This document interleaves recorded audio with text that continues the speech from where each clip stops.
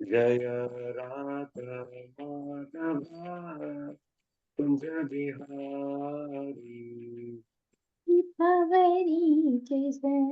आलोक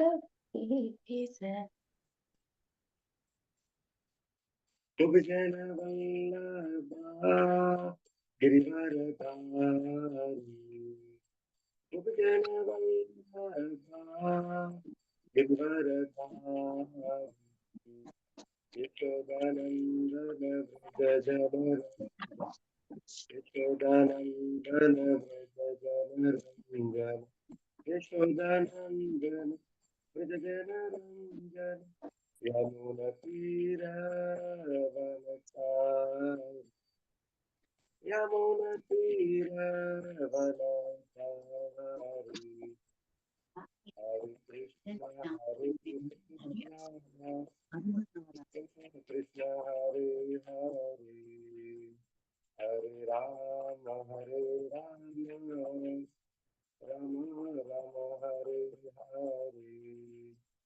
हरे कृष्ण कृष्ण कृष्ण हरे हरे हरे राम राम राम हरे हरे हरे कृष्ण कृष्ण कृष्ण हरे हरे हरे राम राम राम हरे हरे हरे कृष्ण कृष्ण कृष्ण हरे हरे हरे राम राम राम हरे हरे हरे कृष्ण कृष्ण कृष्ण हरे हरे हरे राम राम राम हरे हरे हरे कृष्ण कृष्ण कृष्ण हरे हरे हरे राम राम राम राम हरे हरे प्रभुपाद प्रभुपाद जय जय प्रभु जय गौरनिता जय गौरनिता जय गौरनिता जय गौरनिता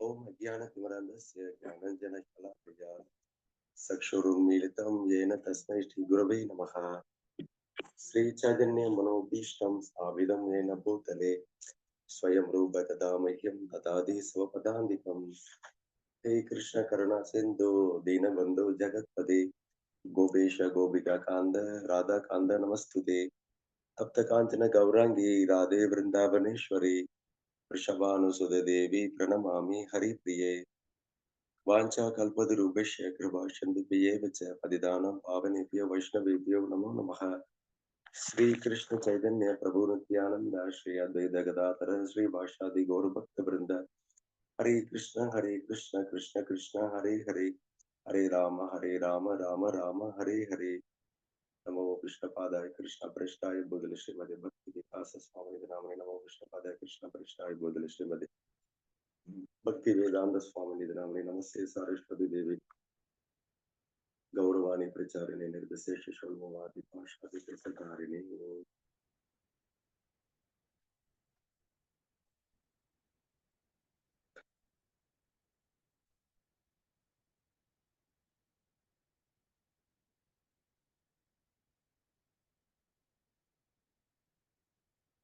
So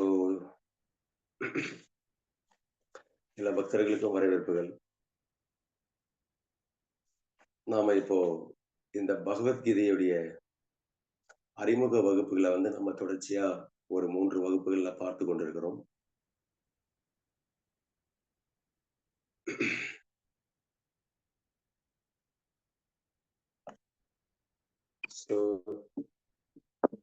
அப்போ கடைசியா சில விஷயங்களை உங்களுக்கு விண்ணப்பம் பண்ணேன். பகவத்கீதையை நாம எப்படி புரிந்து கொள்ளணும், இந்த பகவத்கீதை எப்படி ஒரு சிறந்த வேதாந்தமாக இருக்கு, கடைசியில பகவத்கீதையை படித்து முடித்ததுக்கு அப்புறம் நாம இதனால பெறக்கூடிய பலன்கள் என்ன, வேதங்கள் எப்படிப்பட்ட பகவத்கீதை எப்படி வேதாந்தமா இருக்கு, கடைசியில இந்த வேதாந்தத்தின் மூலமாக அறியப்பட வேண்டிய நபர் யார்? அப்படின்னக்கூடிய விஷயங்கள் எல்லாமே ஓரளவுக்கு சுருக்கமான முறையில நாம வந்து விவாதித்தோம். அது மட்டும் இல்லாம, கடைசியில எந்த ஒரு அ விஷயங்களை நாம வந்து ஏற்றுக்கொண்டாலும் ஆன்மீக வாழ்க்கையில, அ அதற்கு வந்து அ அத்தாட்சி இல்லாம நாம வந்து ஏற்றுக்கொள்ளக் கூடாது அப்படின்றத அடியேன் 2வது வகுப்புல விண்ணப்பம் செய்தேன். அ அதற்கு பெயர் வந்து பிரமாணம். 10 விதமான பிரமாணங்கள்ல 3 விதமான பிரமாணம் ரொம்ப முக்கியமானது. அ அடிக்கடி பிரபுபாதரால மேற்கோள் காட்டப்பட்டது. அப்போ வேதம் வந்து பிரமாணம், சுய பிரமாணம் கொண்டது அப்படின்றத வந்து நம்ம பார்த்தோம். பிரமாணம் இல்லாம அத்தாட்சி, ஆதாரம் இல்லாம பிரமாணம்னா ஆதாரம். ஆதாரம் இல்லாம நம்ம எந்த ஒரு விஷயத்தையுமே நம்ம ஏற்றுக்கொள்ளக் கூடாது அப்படின்றத அடியேன் வந்து விண்ணப்பம் செய்தேன். அப்போ வேதங்கள் தான் நமக்கு இறுதியான பிரமாணம். வேத வேதங் அ குரு கு சா குரு சா குரு, சாது, சாஸ்திரம். இந்த 3 நபர்கள் சொல்லக்கூடிய விஷயங்கள் தான் கடைசியில அ நமக்கு வந்து பிரமாணம். கடைசியில குரு, சாது, சாஸ்திரம். இந்த 3 நபர்கள் தான் சொல்லக்கூடிய விஷயங்கள்ல தான் அதிகாரப்பூர்வமானது அப்படின்னக்கூடிய விஷயத்த வந்து நம்ம பார்த்தோம். அது மட்டும் இல்லாம மேற்கொண்டு அ அந்த இவர்கள தவிர்த்து மற்ற விஷயங்கள நம்ம கற்பனையாக வந்து ஆன்மீக வாழ்க்கையில பிரமாணம் இல்லாம ஒரு விஷயத்த நம்ம ஏற்றுக்கொள்ளக்குள்ள, அதனுடைய விளைவுகளையும் நம்ம ஓரளவுக்கு வந்து பார்த்தோம். அப்போ அ இந்த வகுப்புல சில பிரபுபாத் வந்து இந்த அறிமுகத்துல சனாதன தர்மத்த பத்தி நெறைய ஒரு 2 பக்கத்துக்கு வந்து விளக்கியிருக்கிறார். ஸோ எல்லாரும் புக் இருந்ததுன்னா கையில எடுத்து வச்சுக்கோங்க. அப்போ சனாதனம், சனாதனக, சனாதன தர்மம் அப்படின்னு வந்து பல நேரங்கள்ல நாம வந்து பேசுறோம். பக்தர்கள் நாம வந்து பக்தி வாழ்க்கையில. இப்ப சனாதன தர்மம்னா, அ எதனால வந்து பகவத்கீதைக்கும், சனாதன தர்மத்திற்கும் என்ன சம்மந்தம் இருக்கு? அப்போ நம்ம இப்ப கடைசியா 2 வகுப்புகள்ல பகவத்கீதை தான் கடைசியில இறுதியான வேதாந்தம். கலியுக மக்கள் வந்து மற்ற வேதங்களை படிக்கக்கூடிய அளவிற்கு அ அ என்ன சொல்றது அப்டின்னா, அவர்களுக்கு வந்து பகவானுடைய கிருபை இல்லாததுனால, இந்த யுக மக்கள் வந்து வேதங்கள வந்து ஓரளவுக்கு மேல புரிந்து கொள்ள முடியல. அப்போ நமக்கு வேதங்கள்ல ஓரளவுக்கு சிறு வயதிலிருந்தே நமக்கு பரிட்சயம் இல்லாத பட்சத்துல, நமக்கு குருவுடைய, ஆச்சாரியனுடைய கிருபை இல்லாத பட்சத்துல, நம்மளால வேத கருத்துக்கள் வந்து நம்முடைய மனசுல வந்து சித்திக்காது. அப்போ அப்போ வேத கருத்துக்கள் வந்து எல்லாருமே நமக்கு வந்து பரிட்சயம் வந்து அந்த அளவுக்கு வந்து கிடையாது. அதனால் தான் கருணை கொண்டு பகவான் வந்து என்ன பண்ணார் அப்படின்னா, எதிர்கால கலியுக மக்களுடைய நன்மைக்காக இந்த வேத கருத்துக்களை சாரமாக, இறுதியான சாரமாக கீதையாக பகவான் வந்து உபதேசித்தார் அப்படின்றத வரைக்கும் நாம பார்த்தோம். அப்போ சனாதன தர்மத்திற்கும் ஒரு கேள்வி வருது. இப்ப சனாதன தர்மத்திற்கும் இந்த பகவத்கீதைக்கும் என்ன சம்பந்தம்? அப்போ சனாதன தர்மத்த பத்தி கூட எதனால வந்து இங்க அறிமுக உரையில வந்து சில பிரபுபாத் வந்து எழுதியிருக்காரு அப்படின்னா, அதற்கு வந்து காரணம் வந்து இருக்கு. ஏன் அப்படின்னா, சனாதன அப்படின்னாலே நித்தியமானதுன்னு வந்து அர்த்தம். நித்தியமானது சனாதன தர்மம் அப்படின்னாலே, சனாதன அப்படின்னாலே நித்தியமானதுன்னு அர்த்தம். இந்த பகவத்கீதையில எல்லா இடங்கள்லயுமே இந்த வார்த்தை வந்து அ பயன்படுத்தப்பட்டிருக்கும். அதுல முக்கியமா இந்த ஸ்லோகத்த வந்து நீங்க எங்க இருக்குன்னு நீங்க சொல்லணும். "அச்சலோயம் சனாதனக" அப்படின்ற கூடிய வார்த்தை வந்து இங்க பகவத்கீதையில இருக்கு. யாருக்காவது தெரியுமா? அது எந்த அத்தியாயத்துல இருக்குன்னு? "அச்சலோயம் சனாதனக" கேள்விப்பட்டிருக்கீங்களா?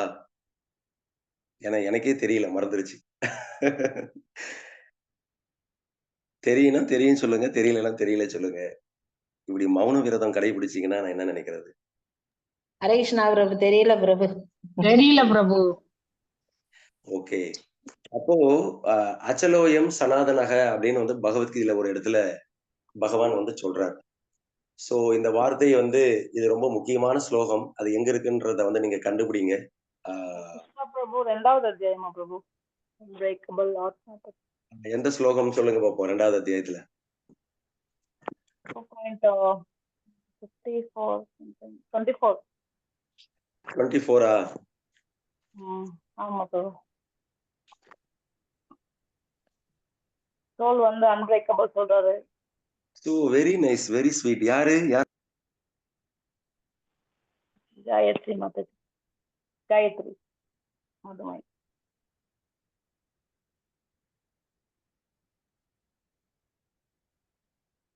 ஓகே. இதுதான் இந்த அளவுக்கு இருக்கணும். இதுதான் வந்து நம்ம கீதை படிக்கிறதுடைய ஒரு முக்கியமான விஷயம். இதெல்லாம் வந்து நோட் பண்ணிக்கிடுங்க.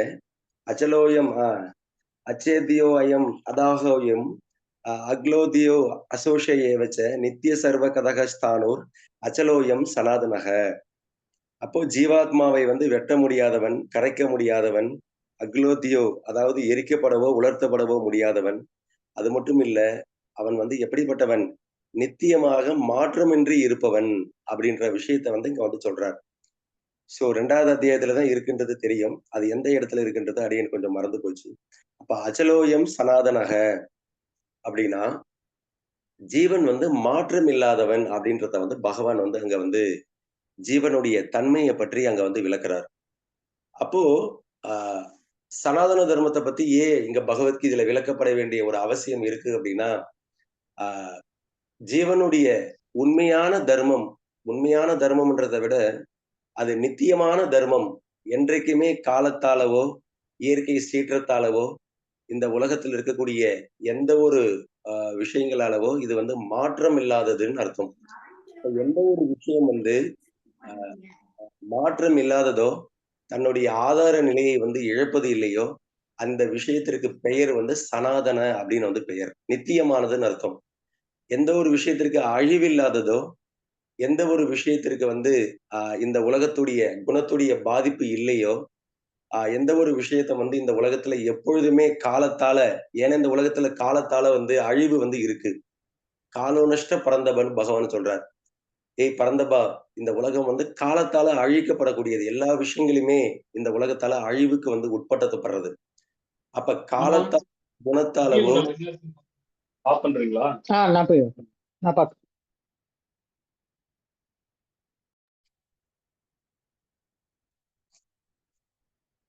சோ காலத்தால வந்து என்ன கிடையாது அப்படின்னா, அழிவுக்கு வந்து உட்படாததுன்னு வந்து அர்த்தம். அப்போ அப்படிப்பட்ட அப்ப ஜீவராசிய பகவான் வந்து இந்த ஸ்லோகத்துல எல்லாரும் மனப்பாடம் பண்ண வேண்டிய ஸ்லோகம் 2.24 அச்சலோயம் சனாதனக. அப்ப எது நிலையானதோ, நிலைத்து இருக்கக்கூடியதோ, உலகில் இருக்கக்கூடிய எல்லா உயிர்களுமே ஆ ஆ கடைசியில வந்து பார்த்தோன்னா, நிலையானது, நிலைத்து இருக்கக்கூடியது அப்படின்னக்கூடிய விஷயம் வந்து சனாதனம் அப்படின்னு வந்து சொல்றாங்க. அப்ப ஜீவனுடைய ஜீவனை வந்து இங்க பகவான் வந்து சனாதன, அவன் நித்தியமானவன், மாற்றமில்லாதவன் அப்படின்றத வந்து இந்த ஸ்லோகத்துல வந்து அறிவிப்பு வந்து செய்றார். அவன் எந்த ஒரு விஷயத்தாலுமே எவ்வளவு காலம் இந்த பிரபஞ்சத்துல வந்து இந்த பௌதிக உலகத்துல இருந்தாலும், அவன் வந்து என்ன பண்ண போறது கிடையாது. இந்த ஜீவாத்மா வந்து அழிவுக்கு வந்து உட்பட போறதே கிடையாது. ஏன்னா, அவன் வந்து மாற்றம் இல்லாதவன். அப்ப எப்படி வந்து ஜீவராசியே இங்க வந்து பகவானுடைய அம்சமாக இருக்கக்கூடிய ஜீவனே வந்து இங்க மாற்றம் இல்லாதவன் அப்படின்னக்கூடிய காரணத்தால, அப்ப பகவானும் எப்படிதான் இருப்பார்? அவருடைய அம்சமான பகவானும் வந்து மாற்றமில்லாத ஒரு நபரா தான் வந்து இருப்பார். அப்ப இவங்க 2 பேருக்கும் இருக்கக்கூடிய அந்த உறவு முறைகள பற்றி சம்பந்த தத்துவம், அதான் வந்து ரூப கோஸ்வாமி வந்து சொல்றாரு இல்லையா?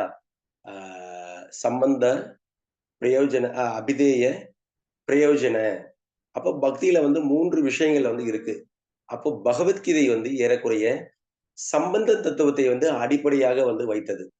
அப்போ ஜீவனுக்கும், பரமனுக்கும், ஜீவாத்மாவுக்கும், பரமாத்மாவுக்கும் இருக்கக்கூடிய அந்த சம்பந்தத்தை வந்து விளக்கக்கூடியது. ஏன்னா சம்பந்தம் என்ன தெரிஞ்சா தான், அதனுடைய பிரயோஜனம், அபிதேய அது என்னன்றத வந்து நம்மளால வந்து புரிந்து கொள்ள முடியும். ஆ சரி சம்பந்த, பிரயோஜன அது 3த்தையும் சொல்லுங்க பாப்போம் கரெக்ட்டா? யாரால சொல்ல முடியும்? சம்பந்த ஞானம், அபிதேய ஞானம், பிரயோஜன ஞானம். ஓகே. அப்ப அபிதேய அப்படின்னா அதுக்கு என்ன அர்த்தம்? ப்ராசஸ் பிரபு. அது ம். லாஸ்ட் ஒன் போல் ப்ராசஸ். சூப்பர். சம்பந்தம் பிரயோஜன ரிலேஷன்ஷிப் பிரயோஜன. ப்ராசஸ். பிரயோஜனம் மீன்ஸ் கோல் பிரபு. அச்சுமே லாஸ்ட் நம்ம அடையக்கூடிய இலக்கு. Very nice, very nice. Super. கவனமா கிளாஸ் கேட்டுட்டு இருக்கீங்க. நைஸ். சூப்பர். எல்லாரும் இப்படி இருக்கணும். ரொம்ப கவனமான முறையில நம்ம என்ன படிக்கிறோம், என்ன உபன்யாசம் கேட்கிறோம் அப்படின்றத நோட்ஸ் வந்து எடுத்துக்கிடுங்க. எத்தன தடவ நீங்க கேட்டாலும் நோட்ஸ் எடுக்கல அப்படின்னா, மனசுல வந்து நிக்காது. சோ அப்போ பகவத்கீதை வந்து ஜீவனுக்கும் பரமனுக்கும் நீங்க பார்க்கலாம். பல ஸ்லோகங்கள் வந்து பார்த்தோம் அப்படின்னா, குறிப்பா 15வது அத்தியாயத்துல புருஷோத்தம யோகத்துல இந்த ஸ்லோகத்தை வந்து எல்லாருக்கும் தெரியும். மமைவாம்சோ ஜீவலோகே ஜீவபூத சனாதனக. அதே சனாதனக என்னக்கூடிய வார்த்தை வந்து அங்கேயும் வருது பாருங்க. சோ மமைவாம்சோ ஜீவலோகே ஜீவபூத சனாதனக மனசஷ்டியானி இந்திரியாணி பிரகிருதிஸ்தானி கர்ஷதிகி. அப்போ அர்ஜுனா, அதாவது இந்த உலகத்துல இருக்கக்கூடிய எல்லா ஜீவராசிகளையும் மமைவாம்சை என்னுடைய அம்சங்கள், அவர்கள் நித்தியமானவர்கள். அது மட்டும் இல்லாம மனம் உட்பட 5 புலன்கள், ஐம்பொறியோடு இந்த உலகத்துல வந்து என்ன பண்றாங்க, போராடி கொண்டு இருக்கின்றார்கள் அர்ஜுனா அப்படின்றத வந்து சொல்றாங்க. அப்ப அங்கேயும் சனாதன அப்படின்னக்கூடிய வார்த்தை வந்து வருது. அப்போ ஜீவனை வந்து நித்தியமானவன். அப்போ பரமனும் நித்தியமானவர். அவருடைய அம்சமான ஜீவனும் நித்தியமானவர், பரமனும் நித்தியமானவர். இவர்கள் 2 பேருக்கும் இருக்கக்கூடிய அந்த உறவு முறையை விளக்குவது அடிப்படையான ஜீவனுக்கும் பகவானுக்கும் இருக்கக்கூடிய அந்த தத்துவத்தை வந்து விளக்கக்கூடியதுனால, ஏன்னா 2 பேருமே நித்தியமான நபர்கள், 2 பேருமே சனாதனர்கள். அப்புறம் இவங்க 2 பேருக்கும் இருக்கக்கூடிய அந்த நித்தியமான உறவுன்னு ஒண்ணு இருக்கு அங்க. அப்போ அந்த உறவு தான் இங்க வந்து சனாதன. அதுவும் வந்து நித்தியமானது. அப்ப ஜீவாத்மாவும் நித்தியமானவன், பரமாத்மாவும் நித்தியமானவர், பகவானும் நித்தியமானவர். அது மட்டும் இல்லாம இவர்கள் 2 நபர்களுக்கும் இருக்கக்கூடிய அந்த நித்திய உறவை பற்றி விளக்கக்கூடியதுனால இந்த உறவு முறையும் சனாதன. அதுவும் வந்து நித்தியமானது அப்படின்றத வந்து நம்ம வந்து பார்க்கிறோம். அப்போ அப்ப இந்த 2 நபர்களுக்கும் இருக்கக்கூடிய அந்த உறவுகளை வந்து இங்க விளக்குறதுனால சனாதன அப்படின்னு கூடிய வார்த்தையை வந்து ரொம்ப அதிகமா வந்து பயன்படுத்தப்படுறது. அப்போ 2 பேருக்குமே வந்து காலத்தால அழிவில்லாத ஒரு உறவு வந்து இருக்கு இந்த உலகத்துல. அத மாயையின் காரணத்தால ஜீவன் வந்து தன்னுடைய நித்தியமான ஆதார நிலையை வந்து என்ன பண்ணிட்டோம் அப்படின்னா, மாயையுடைய பிரபாவத்தால நாம வந்து மறந்து வந்து விட்டோம். அப்ப அத திரும்பவும் ஞாபகப்படுத்துவதற்காக அஹ் பகவான் வந்து ஒரு ஒரு என்ன சொல்றது, தன்னுடைய பல ஜீவராசிகள் தன்னுடைய பிள்ளைகள் வந்து இந்த ஜட சம்சாரத்துல ஏதோ மாயின் காரணத்தால வந்து நித்திய கைங்கரியத்த வந்து இங்க வைகுண்டத்துல இருந்து என்ன பண்ணிட்டாங்க, விட்டு விட்டு சுயமான முறையில அனுபவிக்கணும் அப்படின்னு கூடிய வேட்கை உள்ளவர்களாக மாறி இந்த சம்சாரத்துக்கு வந்து விழுந்து விட்டார்கள். அப்ப அந்த பிள்ளைகளையும் நம்ம வந்து திரும்பவும் மேல கொண்டு வரணும் அப்படின்றதுக்காக பகவான் வந்து இந்த உலகத்துல வைகுண்டத்துல இருக்கக்கூடிய, அதான் பிரபுபாத் வந்து இந்த 19வது பக்கத்துல வந்து எழுதியிருக்கார். அந்த இலக்கு நித்தியமான ஆன்மீக வானம் என்று அழைக்கப்படும் சனாதன வானமாகும் அப்படின்னு ஒரு வார்த்தை எழுதுறார். எவ்வளவு அற்புதமான வார்த்தை பாருங்க. அப்போ இந்த சனாதனம் அப்படின்றது வந்து ஆன்மீக உலகத்துல இருக்கக்கூடிய ஒரு நித்தியமான உறவு. அந்த வானம் எல்லாமே நித்தியமானது, அழிவில்லாததுன்னு சொல்றாரு பிரபுபாத். அப்போ அங்க இருக்கக்கூடிய விஷயங்களை இந்த உலகத்துல வந்து என்ன பண்ணணும், ஜீவனுக்கு மாயையால வந்து மறந்துட்டான். அப்போ அவனுக்கு வந்து இதை புரிய வைக்கிறதுக்காக அங்க இருக்கக்கூடிய அந்த நித்தியமான தர்மத்தை இந்த உலகத்துல கொண்டு வர்றதுக்காக உருவாக்கப்பட்டதுதான் இந்த சனாதன தர்மம், வர்ணாசிரம தர்மம், ஜீவனுக்கு இருக்கக்கூடிய நித்தியமான தர்மம், வைஷ்ணவ தர்மம். இத மாதிரி பல பெயர்கள் வந்து அதற்கு வந்து இருக்கு. அப்போ சனாதனம் அப்படின்னாலே நித்தியமானதுன்னு அர்த்தம். இங்க சனாதன தர்மம் அப்படின்னாலே ஜீவனுக்கும் பகவானுக்கும் இருக்கக்கூடிய அந்த நித்தியமான உறவை எடுத்து கூறக்கூடிய மதம் அப்படின்னக்கூடிய காரணத்தால இதற்கு வந்து சனாதன தர்மம் வந்து பெயர். அப்ப இந்த சனாதன தர்மத்தை எந்த எந்த ஒரு பிடிப்புல வந்து நிக்குது அப்படின்னு பார்க்கக்குள்ள இந்த சனாதன தர்மத்தை வந்து அழிக்க வந்து முடியாது.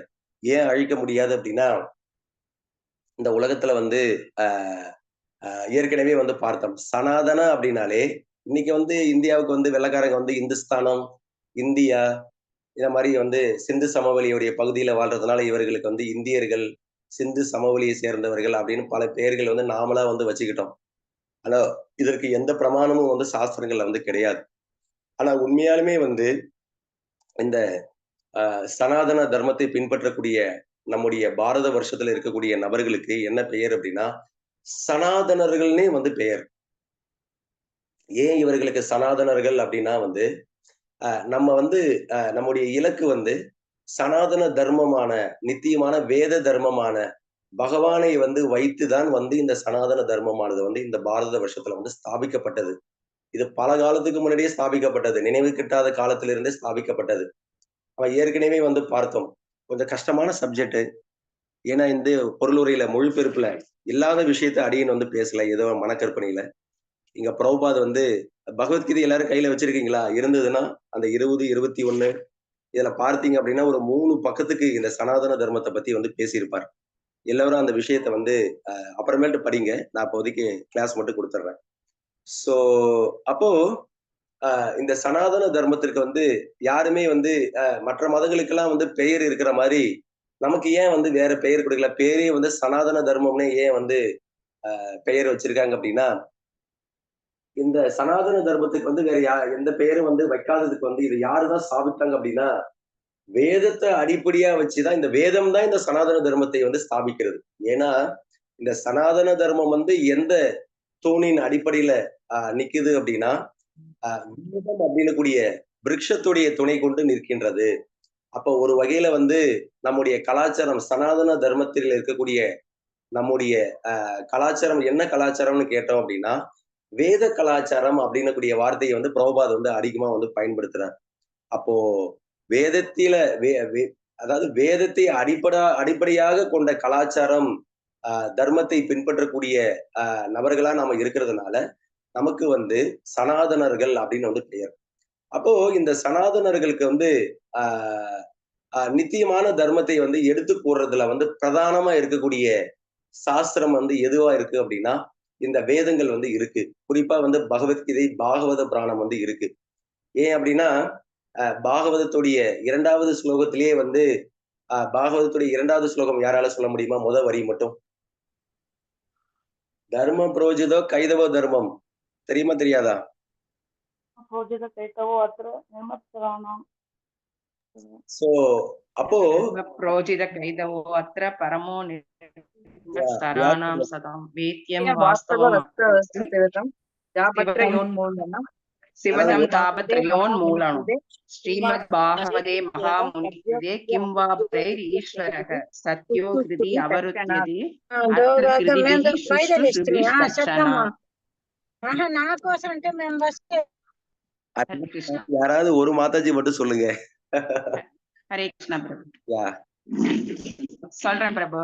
धर्म प्रोजित कैदवो अत्र परम निर्मत्सराणां सदं वेद्यं वास्तवम् अत्र वस्तु शिवदं तापत्रयोन्मूलनं श्रीमद्भागवते महामुनिकृते किं वा भवेरीश्वरः सत्यो हृदि अवरुध्यते अत्र कृतिभिः शुश्रूषुभिस्तक्षणात्.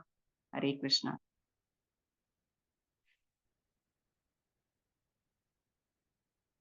हरे कृष्ण प्रभु. அப்போ இந்த எதற்காக அடியன் வந்து அந்த ஸ்லோகத்தை கேட்டேன் அப்படின்னா, அந்த எதெல்லாம் வந்து பகவானுடைய பக்தி பாதைக்கு வந்து அடைவதற்கு எந்த தர்மங்கள் எல்லாம் வந்து கடைசியில தர்மம் வந்து 2 விதத்துல இருக்கு. ஒண்ணு உபதர்மம், இன்னொன்று பரோதர்மம் எழுதிக்கிடுங்க. அப்ப உபதர்மம் அப்படின்னா அது வந்து சின்ன சின்ன குட்டி குட்டி தர்மங்கள். நம்ம இப்ப அன்னதானம் போடணும், அதுக்கப்புறம் வந்து சில மக்கள்லாம் வந்து பொதுநல சேவையை வந்து செய்வாங்க. அதுக்கப்புறம் வந்து குளம் வெட்டுறது, ஏரியை தூர் வாடுறது, இதெல்லாம் சின்ன சின்ன தர்மங்கள். இதெல்லாம் ஒரு வகையில வந்து தர்மங்கள் தான். ஆனா தர்மம் அப்படின்னா எந்த ஒரு தர்மம் வந்து ஜீவனை வந்து நித்தியமான ஒரு நிலைக்கு தன்னுடைய உண்மையான ஆதார நிலைக்கு வந்து அழைத்து செல்லுமோ அதுதான் வந்து அந்த தர்மத்தை மட்டும்தான் வந்து ஏற்றுக்கொள்ள வேண்டுமே. அதுதான் வந்து சனாதன தர்மம். அங்க வந்து சனாதன தர்மத்தை பத்தி பேசப்படுறது. அப்போ இந்த சனாதன தர்மம் எது வந்து வைகுண்டத்திற்கு எந்த ஒரு தர்மம் வந்து இட்டு செல்லுமோ அந்த தர்மத்தை மட்டுமே நாம வந்து ஏற்றுக்கொள்ள வேண்டும். அப்போ எந்த ஒரு தர்மம் வந்து பகவானை வந்து பெற்றுத்தராதோ அந்த தர்மத்தை கூட கடைசியில வந்து ஸ்ரீமத் பாகவதம் வந்து கையை வந்து என்ன பண்ணுது, அதெல்லாம் வந்து விட்டு தள்ளணும். அதை வந்து ஆரம்பத்திலேயே இந்த ஸ்லோகத்தை வந்து வியாசர் வந்து எழுதியிருக்கிறார். அப்ப தர்ம புரோஜித கைதவ தர்மம் அந்த கைதவ தர்மத்துல விட்டுடணும் அப்படின்னு வந்து சொல்றார். சோ இந்த கூற்றின் அடிப்படையில பார்க்கக்குள்ள எந்த ஒரு தர்மம் வந்து பகவானுடைய பக்தியை வந்து பெற்று தருமோ அந்த தர்மம் மட்டும்தான் சனாதன தர்மம், வேத தர்மம் அப்படின்னு வந்து சொல்லப்படுது. அப்போ இந்த சனாதன தர்மம் வந்து அப்ப இங்க வந்து ஜீவனும் நித்தியமானவன், பரமனும் வந்து நித்தியமானவர். அப்ப இவங்க 2 பேருக்கும் இருக்கக்கூடிய எதனால வேதத்தை ஏற்றுக்கொள்ளணும் அப்படின்றதுக்கு தான் இதெல்லாம் சுத்தி வளைச்சு உங்களுக்கு சொல்லிட்டு இருக்கேன். ஏதோ சொல்லிட்டு இருக்காரு பிரபுன்னு நினைக்காதீங்க. அப்போ இந்த ஜீவனும் நித்தியமானவன், பகவானும் நித்தியமானவர், அவங்க 2 பேருக்கும் இருக்கக்கூடிய அந்த உறவு, அந்த காதல் உறவானதும் வந்து எப்படிப்பட்டது அப்படின்னா, நித்தியமான ஒரு உறவு. அத வந்து என்ன பண்ண முடியாது அப்படின்னா, காலத்தால இப்ப வந்து அழிக்க முடியாது. ஏன்னா ஜீவன் இந்த பௌதிக உலகத்திற்கு வந்து வந்து எவ்வளோ காலம் ஆச்சுன்றத வந்து யாராலயுமே சொல்ல முடியாது. ஏன் அப்படின்னா, அவன் எப்ப வந்து வைகுண்டத்திலிருந்து இங்க கீழ வந்தான் அப்படின்றத வந்து தெரியாது. ஆ அப்போ அது வந்து பகவானுக்கு மட்டும் தான் வந்து தெரியும். அப்போ இங்க வந்து ரொம்ப காலமா இந்த ஜட சம்சாரத்துல ஜீவராசிகள் நம்ம எல்லோரும் இங்க வாழ்ந்துட்டு இருந்தா கூட, இது காலத்தால நாம மறந்துட்டோம். நம்முடைய உணர்வுகள் வந்து கலங்கப்பட்டதுனால மறந்துச்சு அவ்வளவுதான். ஆனா நமக்கும் பகவானுக்கும் இருக்கக்கூடிய அந்த உறவானது வந்து இங்க வந்து அழிக்கப்படவே இல்ல அப்படின்னு வந்து சொல்லப்படுது. அப்போ இங்க ஒரு அற்புதமான விளக்கம் வந்து அடியேன் வந்து உங்களுக்கு சொல்றேன். அப்ப இந்த சனாதன தர்மம் கூட வந்து இப்பதான பிரபு உருவாச்சு அப்படின்னு வந்து ஒரு கேள்வி வந்து வரும். கண்டிப்பா வரும். நம்ம வந்து ஏன்னா வந்து அவ்வளவு ஈஸியா வந்து நம்மளால வந்து நம்பிக்கை வந்து வராது. ஏன் அப்படின்னா, இந்த இப்ப கூட இப்பதானே பிரபு இப்ப சனாதன தர்மத்தை யார் ஸ்தாபித்தார்கள்? யாராவது ஒருத்தவங்க தானே ஸ்தாபிச்சிருக்கணும். இப்பதானே வந்து பிரம்மா வந்து இந்த கல்பத்துல தானே வந்து அவர் வேதத்தெல்லாம் வந்து உருவாக்குனார். அதுக்கப்புறம் தானே இந்த சனாதன தர்மம் வந்து உருவாச்சு. அப்படின்னு வந்து பல கேள்விகள் வந்து வரும். ஆனா, ஆ உண்மையில பார்க்க போனோம் அப்படின்னா, பிரம்மா இந்த உலகத்த படைச்சதுக்கு அப்புறம் தான் இந்த வேதங்கள் வந்து உருவாச்சு. இந்த வேத தர்மம் வந்து உருவாச்சு அப்படின்றது வந்து கிடையாது. நல்ல கவனமா வந்து கேட்டுக்கிடுங்க. அப்ப பிரம்மா வந்து இந்த சிருஷ்டிய வந்து பண்ணக்குள்ள, நான் ஏற்கனவே போன வகுப்பிலேயே சொன்னேன். என்ன சொன்னேன் அப்படின்னா, "தேனே பிரம்ம ஹிருதயோ ஆதிகவையோ" அப்படின்னு வந்து சொன்னேன். அப்போ பகவான் வந்து முதல்ல அவருக்கு வந்து வேதத்துடைய ரகசியங்கள வந்து வேதத்த வந்து உண்மையிலே ஜீவனுடைய ஆதாரத்தன்மைய வந்து அங்க வந்து வேதங்கள வந்து விளக்குறார். அவருடைய இதயத்துல வந்து வேத அறிவ வந்து கொடுத்தாருன்றது தான் பாகவதம் சொல்ற முதல் ஸ்லோகம். அப்போ ஒரு கேள்வி வந்து வருது. அப்ப பிரம்மா படைச்சதுக்கு அப்புறம் தான் வேதம் வந்து உருவாச்சுன்னு நம்ம சொல்றோம். அதுக்கப்புறம் தானே இந்த சனாதன தர்மம்லாம் உருவாயிருக்கும் அப்படின்னா, அதுதான் கிடையாது. பிரம்மாவுக்கு வந்து பகவான் இந்த வர்ணாசிர கொள்கைகள வந்து இந்த வேத தர்மத்த வந்து அவருடைய இதயத்துல வந்து சொன்னாலும், அப்ப அத சொன்னார் அப்படின்னா, அதுக்கு என்ன அர்த்தம் அப்படின்னா, அது பகவானைப் போலவே இந்த சனாதன தர்மமும் வந்து அழிவில்லாம இருக்குது அப்படின்றத வந்து நாம வந்து இந்த இடத்துல வந்து ரொம்ப தீர்க்கமான முறையில புரிந்து கொள்ளப்பட வேண்டும். அப்ப அந்த போன கல்பத்துல மறைந்த அதத்தான் வந்து ஆச்சாரியர்கள் இங்க வந்து ரொம்ப அற்புதமான ஒரு கூற்றை எழுதுறாங்க. "சாபூரித வியாகரது சாபூவம் அஸ்ருஜஹ." அப்போ இந்த இந்த சனாதன தர்மம், இந்த வேத தர்மமானது, இந்த வேதங்களானது வந்து பிரம்மா இந்த உலகத்த படைச்சதுக்கு அப்புறம் தான் வந்து திரும்பவும் அவரால உருவாக்கப்பட்டதுன்னு அப்படின்னு நம்ம புரிஞ்சுக்கிட்டோம் அப்படின்னா, அது தப்பு. ஏன்னா ஏற்கனவேயே போன கல்பத்துல இருக்கக்கூடிய பிரம்மாவுக்கு வந்து இதே வேத ஞானத்த வந்து பகவான் வந்து குடுத்திருக்கிறார். அதே வேத ஞானத்த தான் கொஞ்சம் கூட மாற்றம் இல்லாம பகவான் வந்து திரும்பவும் என்ன பண்றார்? காலத்தால வந்து இந்த சிருஷ்டி அழிந்தாலும், அந்த வேத ஞானமும் வந்து சூரியன் எப்படி வந்து கிழக்குல உதிச்சு மேற்குல மறையுதோ, அதே போல காலமே எல்லாமே வந்து மறைச்சிடும், அழிச்சிடும் அப்படின்றதுக்காக வேதமும் வந்து என்ன பண்ணுச்சு சூரியனை போல மறைந்து விட்டதுதான் இங்க நம்ம புரிந்து கொள்ள வேண்டிய தாற்பயம்.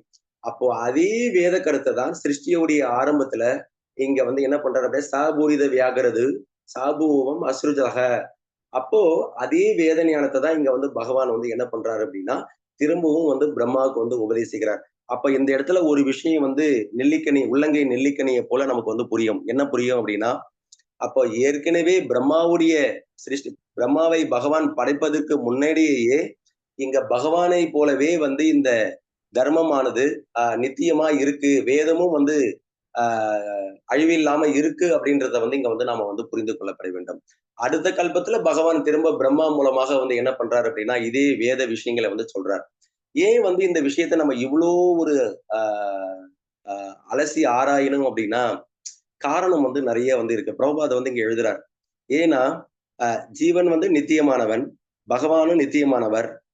மாயையின் காரணத்தால ஜீவராசி வந்து மாயையின் பிரபாவத்தால தன்னுடைய உண்மையான ஆதார நிலையை வந்து மறந்துட்டு வந்து இங்க வந்து வாழ்ந்துட்டு இருக்கிறான். இல்ல அப்படின்னா ஜீவராசி வந்து இங்க வந்து கிருஷ்ணரை விட்டுட்டு இங்க வாழ்வது என்பது வந்து இயலாத ஒரு காரியம். நம்மளால எப்படி வாழ முடியுது அப்படின்னா, நாம கண்டிப்பா வந்து மாயையில வந்து வாழ்ந்துட்டு இருக்கோம். நமக்குன்னு ஒரு கணவன், நமக்குன்னு ஒரு மனைவி, நமக்குன்னு குழந்தைகள், நமக்குன்னு தாய் தந்தையர்கள், நமக்குன்னு வந்து இந்த வர்ணத்துல வந்து நம்ம பிறந்திருக்கோம். நமக்கு இருக்கக்கூடிய இந்த பிறவியில தற்காலிகமா இருக்கக்கூடிய இந்த ஸ்தானம் தான் நம்முடைய உண்மையான ஸ்தானமாக வந்து நாம வந்து என்ன பண்ணியிருக்கோம் அப்படின்னா, மனசுல வந்து தீர்க்கமான ஒரு முடிவு வந்து எடுத்துக்கிட்டு நாம வந்து இங்க சுற்றி திரிந்து கொண்டு வந்து இருக்கிறோம். ஆனா உண்மையில வந்து நம்முடைய உண்மையான ஆதாரமான வாழ்க்கை வந்து இது வந்து கிடையவே கிடையாது. அப்போ உண்மையான ஆதார வாழ்க்கையை நாம இதை வந்து ஏற்றுக்கொண்டிருக்கோம் அப்படின்னா அதன் எதன் அடிப்படையில அப்படின்னா மாயையின் பிரபாவத்தால நம்ம ஏற்றுக்கொண்டிருக்கிறோம். அப்ப எல்லா உயிர் வாழ்க்கையிலுமே கடைசியில வந்து பக்தியை வந்து ஏற்றுக்கொண்டுதான் ஆகணும் ஒரு காலகட்டத்துல. ஏன் அப்படின்னா எல்லா ஜீவராசியோடைய இதயத்தையும் எல்லா ஜீவராசிகளுமே இங்க யாரும் சொல்றாரு, அசலோயம் சனாதனக, அவன் வந்து நித்தியமானவன், என்னுடைய அம்சம் வந்து இங்க பகவத்கீதையில வந்து சொல்றார். அது மட்டும் இல்லாம அவன் மாற்றமில்லாதவன் அப்படின்னு வந்து பகவான் சொல்றார். அப்படி இருக்கக்குள்ள ஜீவன் இப்ப வந்து வாழக்கூடிய வாழ்க்கை வந்து எதற்காக இந்த வர்ணாசிரம கொள்கைகளை நம்முடைய மதத்துல வந்து வச்சிருக்காரு அப்படின்னா, மற்ற மதங்கள் நம்ம பார்க்கக்குள்ள ரொம்ப எளிமையான தர்மம் போல தெரியும். ஏன் நம்ம மதத்துல வந்து இருக்கக்கூடிய கொள்கைகள் வந்து ரொம்ப கடுமையானதை போல இருக்கு அப்படின்னா, இதுதான் ஜீவராசிகள் உயிர் வாழ்கள் கடைபிடிக்க வேண்டிய உண்மையான தர்மம். இந்த தர்மம் தான் கடைசியில வந்து ஜீவராசிக்கு வந்து ஏன் எல்லாரும் சனாதன தர்மத்தை வந்து பின்பற்ற வேண்டும். கடைசியில வந்து முகமதியர்களோ அல்லது கிறிஸ்தவர்களோ இந்த உலகத்தில் இருக்கக்கூடிய பல்வேறு மத 18 மதங்கள் வந்து சொல்லப்படுது. வேதாந்த தேசிகர் வந்து சொல்றார். அப்போ நம்முடைய ஆச்சாரியர்கள் 4 சம்பிரதாயத்துல உள்ள ஆச்சாரியர்கள் வந்து 18 மதங்களையும் வந்து கண்டனம் பண்ணி தான் வந்து வியாக்கியானத்தை வந்து எழுதுவாங்க. ஏதோ வந்து அத்வைதம் மட்டும்தான் கண்டிச்சு வந்து எழுதுனாங்கன்றது கிடையாது. பௌத்தம், ஜெயினம் இதை போன்ற பலவிதமான மதங்களையும் வந்து இதுவும் போலியான மதங்கள் அப்படின்றத வந்து அவர்கள் வந்து இந்த சனாதன தர்மத்தை வந்து அடிப்படையாக வைத்து, இந்த வேத தர்மத்தை அடிப்படையாக வைத்து கடைசியில அந்த மதத்தை எல்லோரும் நம்முடைய பூர்வாச்சாரியர்கள் எல்லோருமே என்ன பண்ணியிருக்கிறாங்க, முறியடித்திருக்கின்றார்கள். அதெல்லாம் இருக்கு, அந்த வியாக்கியானங்கள்லாம் இன்னைக்கு சமஸ்கிருதத்துல வந்து இருக்கு. அதெல்லாம் படிக்கக்கூடிய அளவிற்கு நம்ம திறன் உள்ள பக்தர்களா நம்ம வந்து இருக்கணும். அப்போ இந்த 18 மதங்கள் எல்லாமே வந்து சனாதன தர்மத்திற்கு எதிராக உருவாக்கப்பட்ட பிற்காலத்தில் உருவாக்கப்பட்ட மதங்கள். இதெல்லாம் வந்து பேசிதான் ஆகணும், யாருடைய மனசையும் புண்படுத்துறதுக்காக கிடையாது. அப்போ இந்த இப்ப நம்ம மதத்திலே பார்த்தோம் அப்படின்னா இந்து மதத்துடைய கிளையா வந்து பௌத்தமும் ஜெயினமும் வந்து இன்னைக்கு வந்து இருக்கு. அப்போ இப்ப நம்ம வந்து சீனர்கள்லாம் இருக்காங்க, அவங்களாம் பௌத்த மதத்தை வந்து கடைபிடிக்கிறாங்க. மற்ற மதங்கள் எல்லாமே அந்த நாட்டுல வந்து தடை செஞ்சுட்டாங்க. ஏன் இன்னும் இந்து மதத்தை மட்டும் பகவத்கீதையை மட்டும் ஏற்றுக்கொள்றாங்க அப்படின்னா, நம்மளை மட்டும் ஏன் எதிர்க்கல அப்படின்னா, அவன் மதமே வந்து நம்முடைய பெரிய சனாதன தர்மம் அப்படின்னு கூடிய விருட்சத்துல ஒரு கிளையில வந்து தொங்கிட்டு இருக்கு, சின்னதா ஒரு சின்ன கிளையில வந்து தொங்கி. அதனால அவன் வந்து நம்மளை வந்து என்ன பண்ண முடியாது, நம்மளையும் வந்து எதிர்க்க முடியாது. அப்ப நம்முடைய சனாதன தர்மத்திலிருந்து வந்து அதுல ஒரு பிரிவு தான் இந்த பௌத்த மதம், ஜெயின மதம் இது எல்லாமே வந்து வர்றது. அப்போ அது கூட பிற்காலத்துல இப்ப உருவாக்கப்பட்ட மதங்கள் எல்லாமே இந்த சனாதன தர்மத்திலிருந்து தான் பிரிந்துதான் இந்த இவ்வளவு மதங்கள் வந்து பொய்யான முறையில வந்து பிற்காலத்துல வந்து உருவாக்கப்பட்டது. ஏன் அப்படின்னா, அப்ப இந்த சனாதன தர்மமானது வந்து என்ன பண்ணுது அப்படின்னா, இங்க பிரபுபாத வந்து சொல்றார், ஒரு நிமிஷம்.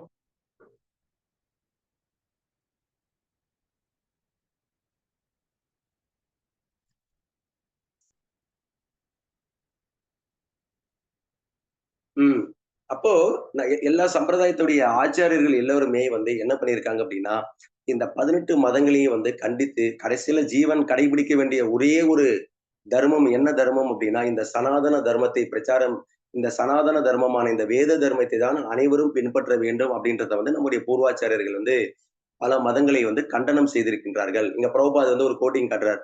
ஸ்ரீபாத ராமானுஜாச்சாரியர் வந்து சனாதன அப்படின்னக்கூடிய வார்த்தையை வந்து ஆதியும் இல்லாதது அந்தமும் இல்லாதது அப்படின்னு வந்து விளக்கியிருக்கிறார் தன்னுடைய ஸ்ரீபாஷிய உரையில. அந்த விஷயத்த வந்து பிரபுபாத் வந்து இங்க வந்து மேற்கோள் காட்டுறார். அப்ப சனாதன தர்மத்தை பற்றி நாம விவாதிக்கும் பொழுது கடைசியில ராமானுஜருடைய முடிவை தான் நாம வந்து ஏற்றுக்கொள்ள வேண்டும். தொடக்கமும் இல்லை முடிவும் இல்லை என்பதை வந்து அவர் சொல்லக்கூடிய கூற்றை வந்து எல்லோருமே வந்து ஒரு மதம் ஏக மனதாக ஏற்றுக்கொள்ள வேண்டும் அப்படின்னு வந்து சொல்லப்படுது. அடுத்தது பிரபுபாத் வந்து இன்னொரு விஷயத்தையும் விளக்குறார். அப்ப சனாதன தர்மம் தான் நித்தியமான தர்மம், ஜீவன் கடைபிடிக்க வேண்டிய தர்மம். ஏன்னா ஜீவராசி வந்து நித்தியமானவன். மற்ற எந்த மதங்களிலுமே வந்து ஜீவராசி வந்து இவர்தான் வந்து ஜீவனுடைய ஆதாரம், கடைசியில வந்து இந்த நபர்கள் தான் வந்து எல்லா ஜீவராசிகளையும் படைத்தார் அப்படின்னு கூடிய கூற்று எல்லாம் எந்த ஒரு இலக்கியத்திலையும் கிடையாது, மற்ற மத நூல்கள்ல வந்து கிடையாது. ஏன் வந்து நம்ம மதத்துல மட்டும்தான் இதற்கு வந்து ஆதாரம் வந்து இருக்கு, குறிப்பா பகவத்கீதையில வந்து இருக்கு. ஏன் எல்லோருமே இந்த உலகமே கடைசியில பகவத்கீதையை மட்டும் ஏற்றுக்கொள்ளணும். அதுல சில பேர் இன்னைக்கு இஸ்கான்ல அந்த சாதனையை வந்து செய்திருக்கு. 510 மில்லியன் கோடி பகவத்கீதையை வந்து இந்த உலகம் ஃபுல்லா பிரபுபாத காலத்துல இருந்து இன்னைக்கு வரைக்கும் விநியோகம் பண்ணியிருக்கோம். 510 கோடி பகவத்கீதையை படிச்சுட்டு இன்னைக்கு இஸ்கான்ல பல கோடி பேர் வந்து இன்னைக்கு என்ன லட்சக்கணக்கில் மற்ற மதங்களை சேர்ந்தவர்கள் வந்து இன்னைக்கு வந்து மதம் மாறி இருக்கிறாங்க.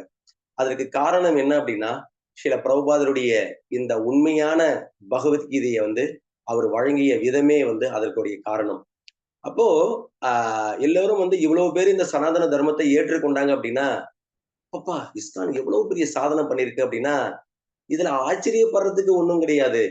சனாதன தர்மம் வந்து எல்லா ஜீவன்களுக்குமே, இங்க யாருமே இந்த உடல்ல இவர் கிறிஸ்தவர், இவர் இஸ்லாமியர், இவர் பௌத்தர், இவர் ஜெயினர் அப்படின்லாம் பிரிச்சு பேசல. பகவத்கீதை ஆரம்பிக்கக்குள்ளவே இங்க வந்து என்ன பண்ணப்படுறது, பகவான் வந்து என்ன சொல்றார், எல்லா ஜீவராசிகளுமே பகவத்கீதையில மட்டும்தான் இந்த கூற்று வந்து இருக்கு. கடைசியில எல்லா உயிர் வாழ்களுமே என்னுடைய அம்சம் மமைவாம்சேன்னு சொல்லிட்டு இந்த ஸ்லோகத்தை வந்து சொல்றார். இதை போன்ற ஒரு வாக்கியத்தை வந்து வேறு மத நூல்கள்ல வந்து நீங்க வந்து பார்க்கவே முடியாது. சோ இங்க பிரபுபாத் வந்து இன்னொரு விஷயத்தை என்ன சொல்றாரு அப்படின்னா, அப்போ ரிலீஜியன், அப்போ வந்து மதம் அப்படின்னக்கூடிய வார்த்தையை வந்து என்னதான் குறிக்குது அப்படின்னு கேட்கக்குள்ள, ஒரு நம்பிக்கையை வந்து குறிக்குது. எங்களுக்கு இந்த விஷயத்துல நம்பிக்கை இருக்கு பிரபு, கண்டிப்பா எங்களுக்கு கிருஷ்ணர் மேல நம்பிக்கை வந்து இருக்கு பிரபு, எங்களுக்கு வந்து எனக்கு இந்த விஷயங்கள் மேல நம்பிக்கை இருக்கு சுவாமிஜி அப்படின்னு வந்து இங்க பல நபர்கள் வந்து சொல்றதை வந்து நம்ம பார்க்கலாம். அப்போ கடைசியில மதம் அப்படின்னு கூடிய வார்த்தையை வந்து, ரிலீஜியன் அப்படின்னு கூடிய வார்த்தையை வந்து ஒருவித நம்பிக்கையை வந்து குறிக்கலாம். ஆனா அந்த நம்பிக்கை வந்து என்ன பண்ணலாம் அப்படின்னா காலப்போக்குல ஏன்னா நம்பிக்கை இப்ப நம்மளே வந்து நம்ம என்ன குணத்துல வந்து இருக்கோமோ அந்த குணத்திற்கு ஏற்றாறு போல நமக்கு வந்து ஒரு நம்பிக்கை வந்து பிறக்கும். எல்லாருக்கும் ஒரே நம்பிக்கை வந்து கிடையாது. அதனாலதான் வந்து இந்து மதத்துல வந்து இவ்வளவு பிரிவுகள் வந்து, இவ்வளவு இறை வழிபாட்டிலே பல பிரிவுகள் வந்து இருக்கிறதுக்கு என்ன காரணம் அப்படின்னா, மற்ற மத அன்பர்கள் வந்து விமர்சிப்பதை போல வந்து கிடையாது. ஏன் அப்படின்னா அவர்கள் வந்து ஒரே ஒரு நம்பிக்கையை வந்து வளர்த்திருக்கிறாங்க, பாராட்ட வேண்டியது உண்மையிலே. ஆனா ஏன் நம்ம மதத்துல மட்டும், சனாதன தர்மத்துல மட்டும் வேதங்கள் பல விதங்களை சில நேரத்துல வந்து இந்திரனுடைய வழிபாட்டை வந்து ரிக்வேதத்துல வந்து சொல்லப்படுறது, சில நேரத்துல சிவனுடைய வழிபாட்டையும் வந்து ஆதரிக்குது. இதெல்லாம் ஏன் அப்படின்னா இந்து மதத்துல மட்டும் இப்படிப்பட்ட பிரிவுகள், கிளைகள் ஏன் இங்க வந்து இருக்கு அப்படின்னா ஒரே ஒரு காரணம் தான், எல்லோருடைய நம்பிக்கையுமே ஒன்று வந்து கிடையவே கிடையாது. ஏன்னா அவர்கள் இருப்பது வந்து, அதனாலதான் இங்க பகவத்கீதையில வந்து நம்பிக்கையின் பிரிவுகள் அப்படின்னு வந்து ஒரு அத்தியாயமே வந்து இருக்கு. அது எந்த அத்தியாயம் யாரால சொல்ல முடியும்?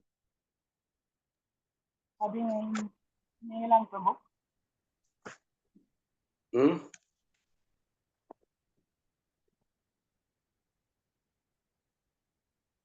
என்னாச்சு, யாருமே பதில் சொல்லல.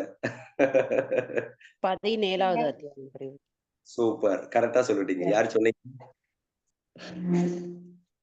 நம்பிக்கையின் பிரிவு 17 பிரபு. ஓகே.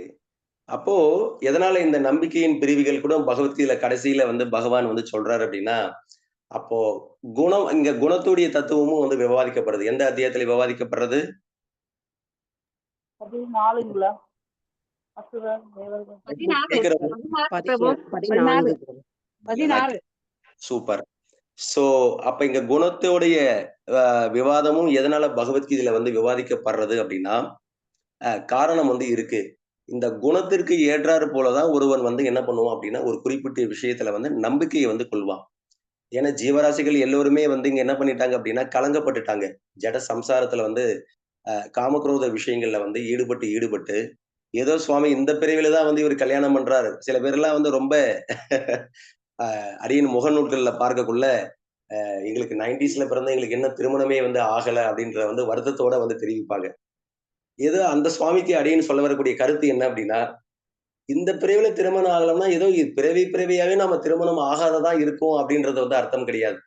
திருமணம் பிறவியா நம்ம திருமணம் வந்து செய்யறோம். மனித வாழ்க்கையில வரக்குள்ளலாம் நம்ம மிருகத்துடைய உடல்ல இருக்கக்குள்ளும் திருமணம் செய்யாமலே நம்ம என்ன பண்ணிக்கிறோம், ஒரு எந்த மிருகத்துடைய சரீரத்துல இருக்கோமோ அந்த சரீரத்துல இருக்கக்குள்ளே நமக்கு ஒரு குடும்பத்தை வந்து நம்ம உருவாக்கி கொள்றோம். அப்ப இந்திரன் வந்து சில நேரத்துல இந்த உதாரணத்தை வந்து சொல்லப்படுது. இந்திரன் வந்து ஒரு தடவை ஒரு ரிஷியுடைய சாபத்தால அவர் வந்து பன்றியா வந்து மாறிடுறார். அவர் ரொம்ப காலமா பன்றியுடைய உடல்ல வந்து இந்திரன் வந்து வசிக்கிறார். அதுக்கப்புறம் வந்து தேவர்கள் எல்லாரும் வந்து சுவாமி உங்களுடைய உங்களுடைய சாப விமோசனம் வந்து முடிஞ்சிருச்சு, நீங்க திரும்பவும் வந்து சொர்க்கத்துக்கு வந்து எங்களுக்கு எல்லாம் தலைவனா வந்து இருக்கணும், எங்களை ஆட்சி பண்ணணும் அப்படின்னு சொல்லக்குள்ள, என்னது இந்திரனா, நான் இந்திரனை வந்து எதுக்கு என்ன கேக்குறீங்க, நான் வந்து பன்றி குட்டி, இதுதான் என்னுடைய பன்றி மனைவி, இவர்கள்லாம் என்னுடைய பேர குழந்தைகள், கொள்ளு பேரர்கள் அப்படின்னு வந்து அவர் வந்து சொன்னார்.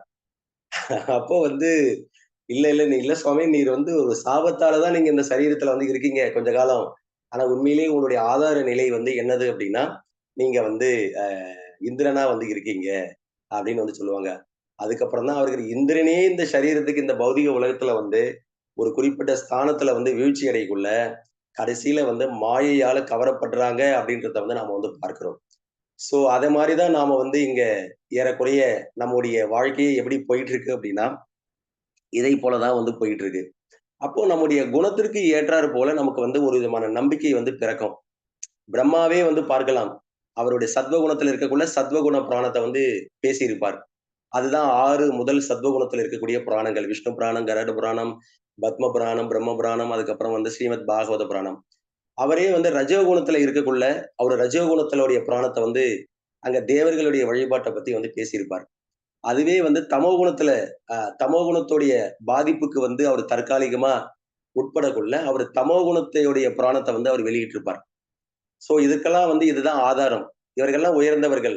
அப்ப இவர்கள் கூட குணத்துடைய கலவையால 2 விஷயம் நிறுவனமாது. அப்ப குணத்துடைய தாக்கத்தால ஒருவனுக்கு வந்து ஒரு குறிப்பிட்ட விஷயத்து மேல நம்பிக்கை வந்து காலப்போக்குல மாறும் அப்படின்றத வந்து நம்ம புரிந்து கொள்ளலாம். அப்போ பிரம்மாவை போன்ற நபர்களும் கடைசியில குணத்துடைய தாக்கத்திற்கு வந்து பாதிப்புக்குள்ளாகிறாங்க அப்படின்றத வந்து 2வது விஷயமா நம்ம புரிந்து கொள்ளலாம். சோ கருத்து என்ன அப்படின்னா, அப்போ இந்த பகவத்கீதையில எதனால குணத்துடைய தாக்கத்த கூட வந்து பகவத்கீதையில கூட இதெல்லாம் விவாதிக்கப்படுறது, பாகவதத்துல விவாதிக்கப்படுறது அப்படின்னா, ஜீவன் வந்து நித்தியமானவன். அப்போ இங்க வந்து குணத்துடைய பாதிப்புக்கு உட்படக்குள்ள அவனுடைய நம்பிக்கையுடைய தரம் வந்து வேறுபடுகின்றது என்பதை வந்து இதை நிலைநாட்டுவதற்காக தான் இந்த கருத்துக்கள் கூட பகவத்கீதையில வந்து விவாதிக்கப்படுறது. அப்போ இதெல்லாம் வந்து நமக்கு படிக்கக்குள்ளதான் நம்முடைய உண்மையான ஆதார நிலையை வந்து நமக்கு வந்து என்ன பண்ணோம் அப்படின்னா மனசுல வந்து சித்திக்கும். அப்போ குணத்துடைய தாக்கத்திற்கு ஏற்றாறு போல இங்க பல பிரிவுகள் இன்னைக்கு எல்லாருமே மக்கள் வந்து ஏன் வந்து இன்னைக்கு சனாதன தர்மத்தை பின்பற்றக்கூடிய நபர்கள் எண்ணிக்கை பார்க்கக்குள்ள இன்னைக்கு இருக்கக்கூடிய கரண்ட் சிச்சுவேஷன்ல ரொம்ப குறைவான நபர்கள் தான் வந்து இந்து மதத்துல வந்து நம்பிக்கை வந்து இருக்கக்கூடிய நபர்களா இருக்காங்க. நம்முடைய மதத்துல இன்னைக்கு பேரளவுல நெற்றியில வந்து திருநீரோ அல்லது வந்து குங்குமமோ அல்லது வந்து சந்தனமோ வைத்திருக்கக்கூடிய நபர்கள் எல்லோருமே நம்முடைய மதத்தை வந்து அப்படி தீவிரமா ஏற்றுக்கொண்டவர்கள் வந்து கிடையாது. சில பேர் வந்து நம்ம மதமும் பிடிக்காது, இருந்தாலும் வேறொரு மதத்திற்கும் போக விருப்பம் இல்லாம தான் வாழ்ந்துட்டு இருக்கிறாங்க. ஓகேங்களா? அவர்கள்லாம் வந்து சனாதன தர்மத்தை சேர்ந்தவர்களா அப்படின்னா அவர்கள்லாம் கிடையாது. அப்ப சனாதன தர்மத்தை சேர்ந்தவர்கள் யாரு அப்படின்னா உண்மையிலேயே வந்து பகவானையும் தன்னுடைய உண்மையான ஆதார நிலையையும் எப்பொழுது ஒருவன் வந்து இங்க பகவத்கீதையிலிருந்து கற்றுக்கொண்டு இந்த அப்ப இந்த அடிப்படை கருத்துக்களை வந்து யார் ஒருவர் வந்து ஏற்றுக்கொள்றாங்களோ அவர்கள் தான் உண்மையான சனாதனர்கள்.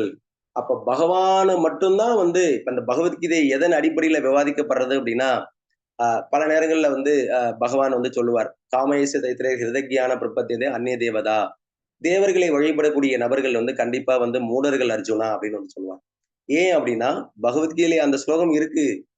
அப்போ கடைசியில சனாதன ஜீவனான நீயும் பகவானுக்கு மட்டும்தான் சேவை செய்யக்கூடிய முழு உரிமை வந்து உனக்கு இருக்கு. பகவானுக்கு சேவை செய்யக்கூடிய உரிமை இருக்கின்றதை விட நீ பகவானுக்கு மட்டும்தான் சேவை செய்யக்கூடிய என்ன சொல்றது ஒரு அருகதை வந்து உனக்கு இருக்கு. பகவானுக்கு மட்டும்தான் நீ சேவை செய்யணும், வேற யாருக்குமே வந்து நீ சேவையை வந்து ஆற்றக்கூடாது. அப்ப இந்த சேவையை வந்து நாம வந்து இந்த அன்பை வந்து சேவைனா அன்பு, பக்தி சேவைனா அன்பு. அப்ப அந்த அன்போடு கூடின சேவையை வந்து இந்த தொண்டை வந்து ஜீவாத்மா எல்லாருக்குமே வந்து என்ன இருக்கு அப்படின்னா அவர்களுக்கு வந்து சேவை மனப்பான்மை வந்து இருக்கு. அப்போ இந்த கருத்துக்களும் இங்க வந்து விவாதிக்கப்படுறது பகவத்கீதையில. அப்ப இயற்கையாவே ஜீவாத்மாக்கள் எல்லோருக்குமே யாருக்காவது சேவை செய்யணும் அப்படின்னு கூடிய அந்த இயற்கையான மனோபாவனை வந்து இருக்கு. ஏன்னா உயிர் வாழ்கள் நாம எல்லாருமே யாரு கல்லு மண்ணெல்லாம் கிடையாது. நாம எல்லோருமே வந்து உணர்வு இருக்கக்கூடிய ஆத்மாக்கள். உணர்வு இருக்கிறதுனால தான் நம்ம எல்லாம் உயிர் வாழ்கள் பகவத்கீதையில வந்து சொல்லப்படுது. அப்ப இந்த உயிர் வாழ்க்கைக்கு ஏற்ற அவனுடைய குணத்திற்கு ஏற்றாறு போல அவனுக்கு வந்து நம்பிக்கை வந்து பிறக்குது. அப்போ அந்த நம்பிக்கைக்கு ஏற்ற மாதிரி அவன் வந்து பல்வேறு மதங்களை வந்து அவன் மனக்கற்பனையில் வந்து உருவாக்குகின்றான். அது எல்லாமே எதால உருவாக்கப்பட்டது? அவன் அந்த குணத்துடைய தாக்கத்தின் அடிப்படையில அந்த நம்பிக்கை வந்து உருவாகின்றது. அந்த தற்காலிகமாக ஏன்னா குணம் வந்து ஒரே குணத்துல யாரும் இருக்க போறது கிடையாது. காலையில 4 மணிக்கு ஒரு குணம் வந்து இருக்கும், சாத்வீகமா இருக்கும். மதியம் சூரிய உச்சிக்கு 11:45 வரக்குள்ள உச்சி காலத்துல நம்முடைய குணம் வந்து கொஞ்சம் வந்து மாறுபடும், பக்தியில வந்து கவனம் செலுத்த முடியாது. அதுவே மாலை பொழுதுல நம்முடைய குணம் வந்து சஞ்சலத்துக்கு வந்து உட்படுவோம். இப்போ ஒரு நாட்கள்லேயே நம்முடைய குணம் வந்து என்ன சுவாமி காலையில தான் இந்த சுவாமி நல்லா பேசி சிரிச்சு பேசினாரு, இல்ல இல்ல அவர் வந்து அப்ப அம்பியா வந்து இருந்தாரு, சாயங்காலத்துக்கு போன உடனே அவர் வந்து அந்நியனா மாறிட்டாரு அப்படின்னா அப்ப குணம் வந்து வேறுபடுது இல்லையா? அப்ப அந்த குணம் வந்து வேறுபடக்குள்ள ஒருவனுடைய நம்பிக்கையும் வந்து இங்க வந்து என்ன பண்ணும் அப்படின்னா வேறுபடும். அப்ப அந்த நம்பிக்கை வந்து என்னது கிடையாது அப்படின்னா நித்தியமானது வந்து கிடையாது. நல்லா இதை வந்து இப்பதான் மெயினான பாயிண்ட்டுக்கு வந்து வந்திருக்கும். அப்போ மதம் அப்படின்னா ரிலீஜியன் வந்து நம்ம வந்து சொல்றோம். அப்போ அது வந்து ஒரு விதமான நம்பிக்கை. அந்த நம்பிக்கை வந்து தற்காலிகமா வந்து இருக்கு. அது வந்து நித்தியமானது கிடையாது. ஏன்னா நம்பிக்கை வந்து என்னைக்கா இருந்தாலும் வந்து என்ன பண்ணிடும், ஒரு குறிப்பிட்ட நாள்ல மாற்றத்துக்கு வந்து உட்படும். அதை போலவே இங்க இருக்கக்கூடிய இந்த 18 மதங்களுமே நம்பிக்கையின் அடிப்படையில உருவாக்கப்பட்டது. ஆனா வந்து அதுல அந்த 18ல ஒண்ணா இந்த இந்த சனாதன தர்மம் அப்படின்னா, இந்து தர்மம் அப்படின்னா அதுதான் கிடையாது. வர்ணாசிர தர்மம் என்பது வந்து ஜீவனுக்கு எப்பொழுதுமே என்னைக்கா இருந்தாலும் நீ இந்த தர்மத்தை கடைபிடித்தே ஆக வேண்டும் அப்படின்னு கூடிய அளவிற்கு பகவான் வந்து இங்க வந்து வர்ணாசிர தர்மத்தை ஒவ்வொரு கல்பத்திலையுமே சிருஷ்டியுடைய ஆரம்பத்துல இந்த வர்ணாசிர தர்மத்தை வந்து வேதங்களையும் உருவாக்குறார். திரும்ப வேதங்களை வந்து இந்த உலகத்துல ரிஷிகள் முனிவர்கள் மூலமாக என்ன பண்றார், அவர்கள் மூலமாக வந்து இந்த உலகத்துல வந்து வேத கருத்துக்களை வந்து பிரச்சாரம் செய்யறார். அதற்காக தான் வந்து இங்க வந்து யாக்கியவல்கியர், வசிஷ்டர், விஸ்வாமித்திரர், வியாசரை போன்ற நபர்கள் வந்து வருவதற்கு என்ன காரணம் அப்படின்னா அவர்களுக்கு வந்து கர்தமர், கசியப்பர் இவர்கள் எல்லோருமே இருப்பதற்கு என்ன காரணம் அப்படின்னா இந்த வேத கருத்துக்களை வந்து புரிந்து கொள்ளக்கூடிய திறன் வந்து அவர்களுக்கு வந்து இருக்கு. ஏன்னா அவர்கள் வந்து அந்த அளவிற்கு தவ வலிமை இருக்கக்கூடிய காரணத்தால அவர்கள் இந்த வேதத்தை வந்து மந்திர திரஷ்டாக்களா வந்து பார்த்து இப்ப காயத்ரி மந்திரத்தை வந்து விஸ்வாமித்திரர் வந்து கொடுத்ததை வந்து நம்ம வந்து பார்க்கிறோம். அதே போலவே இந்த வேத கருத்துக்களை வந்து இந்த உலகத்துல வந்து எல்லாரும் கொஞ்சம் கொஞ்சமாக எடுத்து வந்து சேர்த்தது எல்லாருமே வந்து இந்த ரிஷிகள், முனிவர்கள், தபஸ்விகள். சோ அப்ப இங்க இன்னைக்கு நம்ம வகுப்புல மெயினா தெரிந்து கொள்ளக்கூடிய ஒரு முக்கியமான கருத்து என்ன அப்படின்னா, அப்போ மத நம்பிக்கை வந்து எப்படி உருவாகுது அப்படின்னா ஜீவன் நித்தியமானவன், பரமனும் நித்தியமானவர். அப்ப இந்த நித்தியமான ஜீவாத்மா வந்து அவன் வந்து மாயையால பாதிக்கப்பட்டு குணத்திற்கு வந்து இந்த 3 குணங்கள் சத்வ, ரஜோ, தமோ, சாத்வீக குணம், தீவிர குணம், அறியாமை குணம். இந்த குணத்துடைய மாற்றத்திற்கு வந்து ஒரு ஜீவன் வந்து வரக்குள்ள அவனுடைய நம்பிக்கை வந்து பல பிரிவுகளாக வந்து பிரிகின்றது. அப்ப அப்படி பிரியக்குள்ள அவனுக்கு என்ன குணத்துடைய தாக்கத்துல அவன் வந்து அப்பொழுது இருக்கின்றானோ அந்த குணத்துடைய தாக்கத்திற்கு ஏற்றாற் போலதான் ஒரு குறிப்பிட்ட மதத்துடைய நம்பிக்கை வந்து அவனுக்கு வந்து பிறக்கும். அதனாலதான் பார்க்கலாம் எல்லோருமே வந்து இந்து மதத்தை பார்த்து கவரப்படாததுக்கு என்ன காரணம் அப்படின்னா இதுல வந்து அவங்களுடைய குணம் வந்து ஒரு பெரிய தடைக்கற்களா வந்து இருக்கு. அதனாலதான் நம்ம வந்து இஸ்கான்ல வந்து எதனால வந்து காலையில இந்த நிகழ்ச்சிகள் எல்லாம் பங்கெடுக்கணும், எல்லாரும் வந்து சாத்வீக குணத்துல வந்து இருக்கணும், எல்லோரும் வந்து நல்ல தபஸ் செய்யணும், ஜெபம் வந்து செய்யணும், அசைவ உணவு வந்து உண்ணக்கூடாது. குறிப்பா வந்து நாம வந்து தினசரி பகவத்கீதையை வந்து சுவாத்தியாய நிரதம் நம்ம சுவாத்தியாயம் செய்யணும், வேதங்களை தினசரி அத்தியாயனம் வந்து செய்யணும், உபன்யாசங்களை வந்து கேட்க வேண்டும், குருவுக்கு வந்து சேவையை வந்து ஆற்ற வேண்டும். முடிந்த அளவுக்கு வருஷத்திற்கு ஒரு தடவை 2 தடவையே நம்ம வந்து தீர்த்த யாத்திரையை வந்து போயிட்டு புண்ணிய நதிகளை தீர்த்தமாட வேண்டும். ஒரு குறிப்பிட்ட காலத்துக்கு அப்புறம் நம்ம குருவை வந்து ஏற்றுக்கொண்டு அவரிடம் வந்து அடிபணிந்து சேவையை வந்து ஆற்ற வேண்டும். இதெல்லாம் எதற்காக சொல்லப்படுது அப்படின்னா நம்மளை எப்பொழுதுமே வந்து உண்மையான அந்த உயர்ந்த குணமான அந்த சாத்வீக குணத்துல வந்து நம்மளை வந்து வைத்திருக்கும். ஒரு நபர் வந்து சாத்வீக குணத்திற்கு வராத பட்சத்துல அவனுக்கு கிருஷ்ணர் மேல வந்து நம்பிக்கை வந்து பிறக்கவே பிறக்காது. ஏன்னா பொதுவா மக்கள் வந்து ரஜோ தமோ குணத்துடைய பாதிப்புக்கு வந்து உட்படுறாங்க.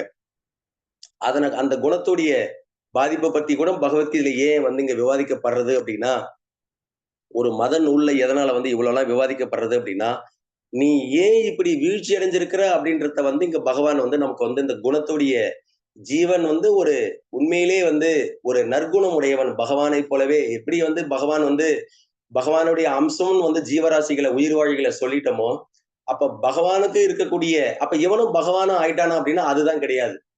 அதெல்லாம் பொய்யான சித்தாந்தங்கள்.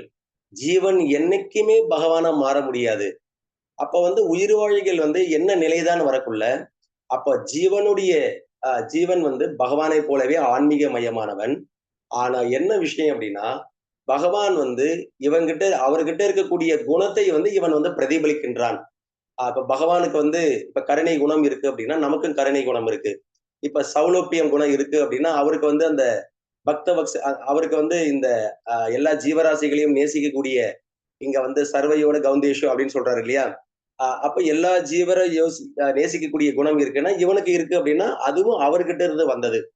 அப்ப ஜீவனுக்கு இவ்வளவு அறிவு இருக்கு அப்படின்னா பகவான் கிட்ட இருந்து உருவானதுனாலதான் இவனுக்கு வந்து மூலம் அவர்ன்றதுனால இவனுக்கும் சிறிய அளவுல வந்து இவனுடைய தகுதிக்கு குணத்திற்கும் இவனுடைய பாவ புண்ணியத்திற்கும் ஏற்றாறு போல இவனுக்கும் வந்து இந்த அறிவானது வந்து கொடுக்கப்படுறது.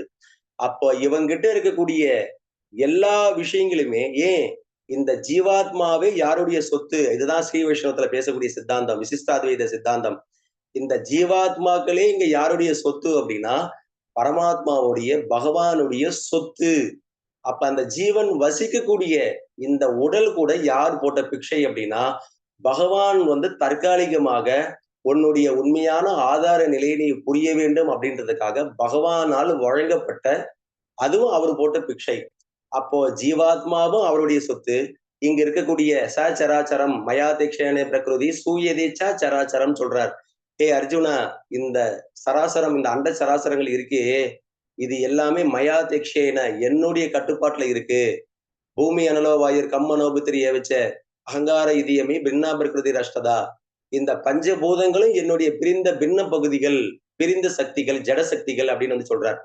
அப்போ இந்த ஜட சக்திகளுடைய சேர்க்கையாலதான் இந்த பஞ்சபூதங்களுடைய சேர்க்கையாலதான் ஜீவனுக்கு வந்து வசிக்கக்கூடிய ஒரு வீட்டை வந்து இந்த உடலை வந்து பகவான் வந்து கொடுத்திருக்கிறார். அப்ப இந்த பஞ்சபூதங்களுடைய கலவையாலதான் இந்த சரீரமே உருவாக்கப்பட்டது.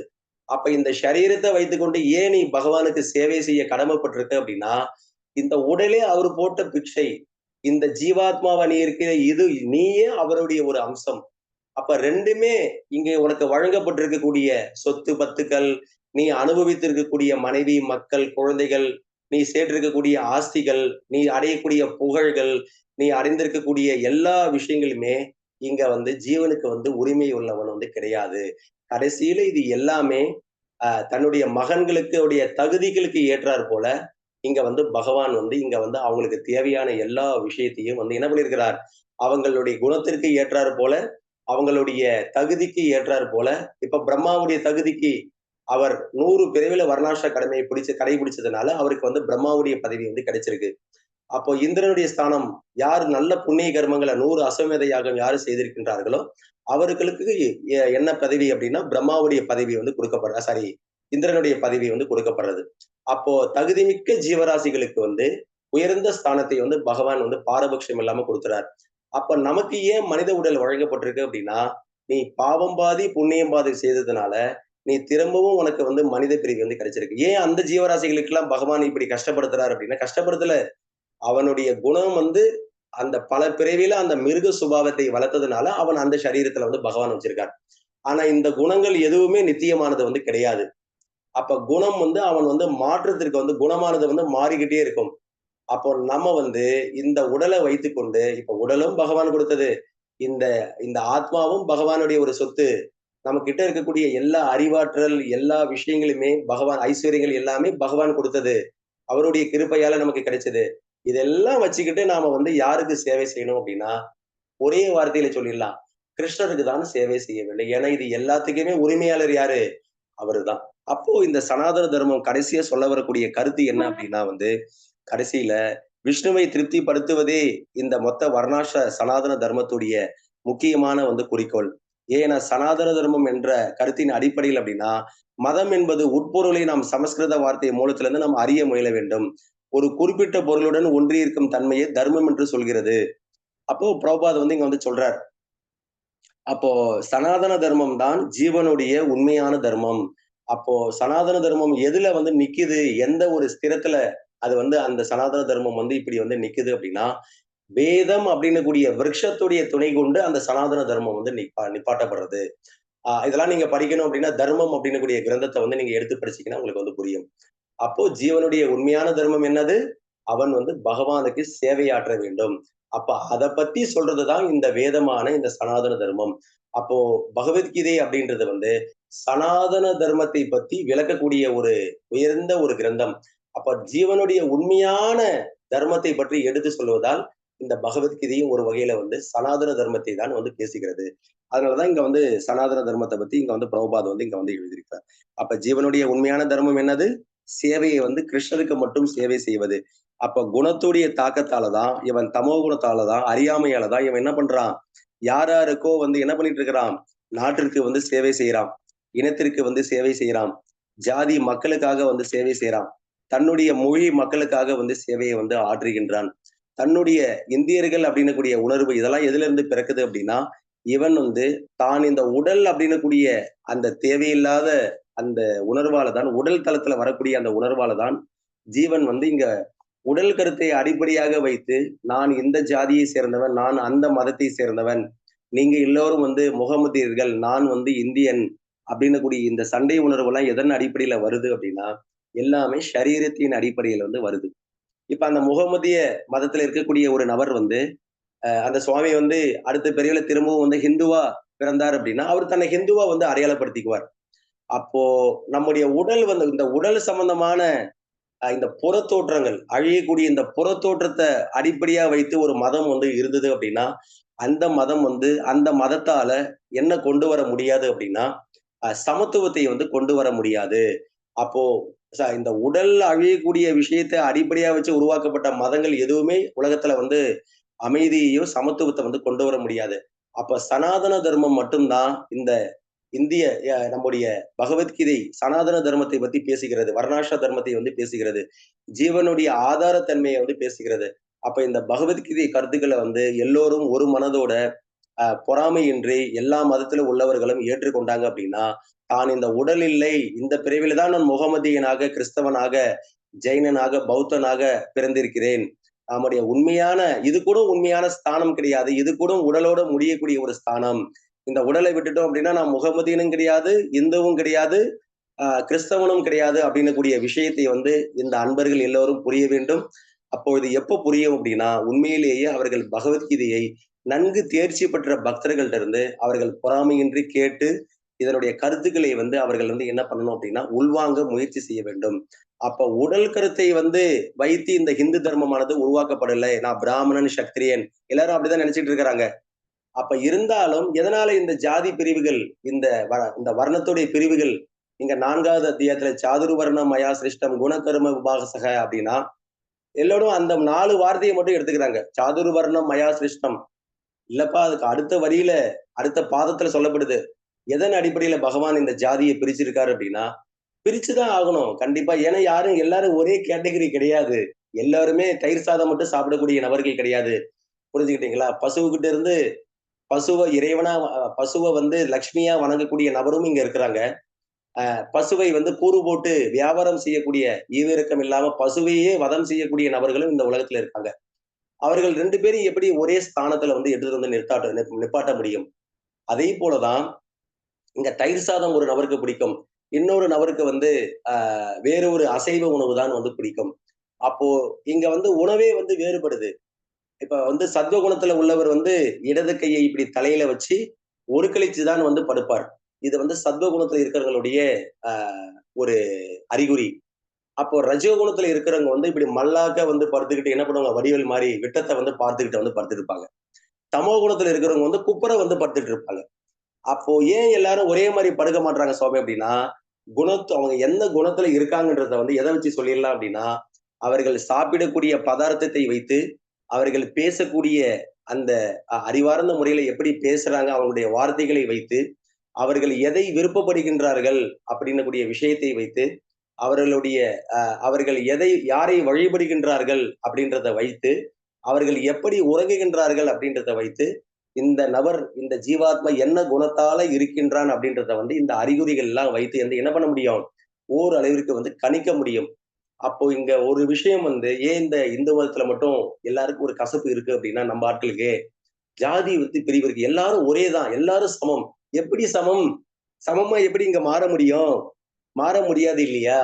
ஒரு ரிஷியையும் வந்து ஒரு பசு மாமிசம் சாப்பிடக்கூடிய சண்டாளனையும் வந்து எப்படி நீங்க ஒரே தராசுல வந்து ஒரே நிலையில வந்து வைக்க முடியும்? உடல் வேணா ஒரே மாதிரி இருக்கலாம், உடல் கூட ஒரே உடல் கிடையாது இல்ல. ஏன்னா ஒரு ரிஷியால வந்து 1 வருடத்திற்கு கூட அவர் வெறும் வந்து என்ன பண்ண முடியும், கீரை பழங்கள் வெறும் பழங்கள் வேர்களை மட்டும் உண்டு கொண்டு வாழ முடியும். ஆனா அதே வந்து ஒரு ஒரு சூத்திர சரீரத்தில் இருக்கக்கூடிய ஒரு சண்டாள சரீரத்தில் இருக்கக்கூடிய ஒரு நபரால அந்த தபஸை வந்து செய்ய முடியாது. அந்த அஸ்டாரிட்டின்னு சொல்லுவாங்க. அந்த தவ வாழ்க்கையை வந்து செய்ய முடியாது. ஏன் செய்ய முடியாது? எல்லாம் மனுஷர்கள் தான் சுவாமி, நீ செய்ய வேண்டியது என்ன? இப்ப இன்னைக்கு ஏகாதசி விரதம், இதோட நமக்கு நாளைக்கு காலையில தான் வந்து சாப்பிடுவோம். 8 மணிக்கு தான் சாப்பிடுவோம். விரதத்தை வந்து பூர்த்தி பண்ணுவோம். பகவானுக்கு பூஜைகள்லாம் அர்க்கியம் பாத்தியம் எல்லாமே சமர்ப்பணம் செய்து பூஜைகள் செய்து அவருக்கு துவாதசி நைவேத்தியம் வந்து எல்லாம் முறைப்படி வைத்து அதுக்கப்புறம் தான் நம்ம விரதத்தை வந்து முறைப்படி வந்து நாம வந்து முடிப்போம். அப்போ ஒரு சூத்திர குணத்துல இருக்கக்கூடிய அல்லது வந்து ஒரு சண்டாள குணத்துல இருக்கக்கூடிய ஒரு நபரால வந்து பசு மாமிசம் உண்ணக்கூடிய நபர்களால வந்து மாமிச உணவை உண்ணக்கூடிய நபர்களால வந்து என்ன பண்ண முடியாது அப்படின்னா அஸ்டாரிட்டி வந்து இருக்க முடியாது.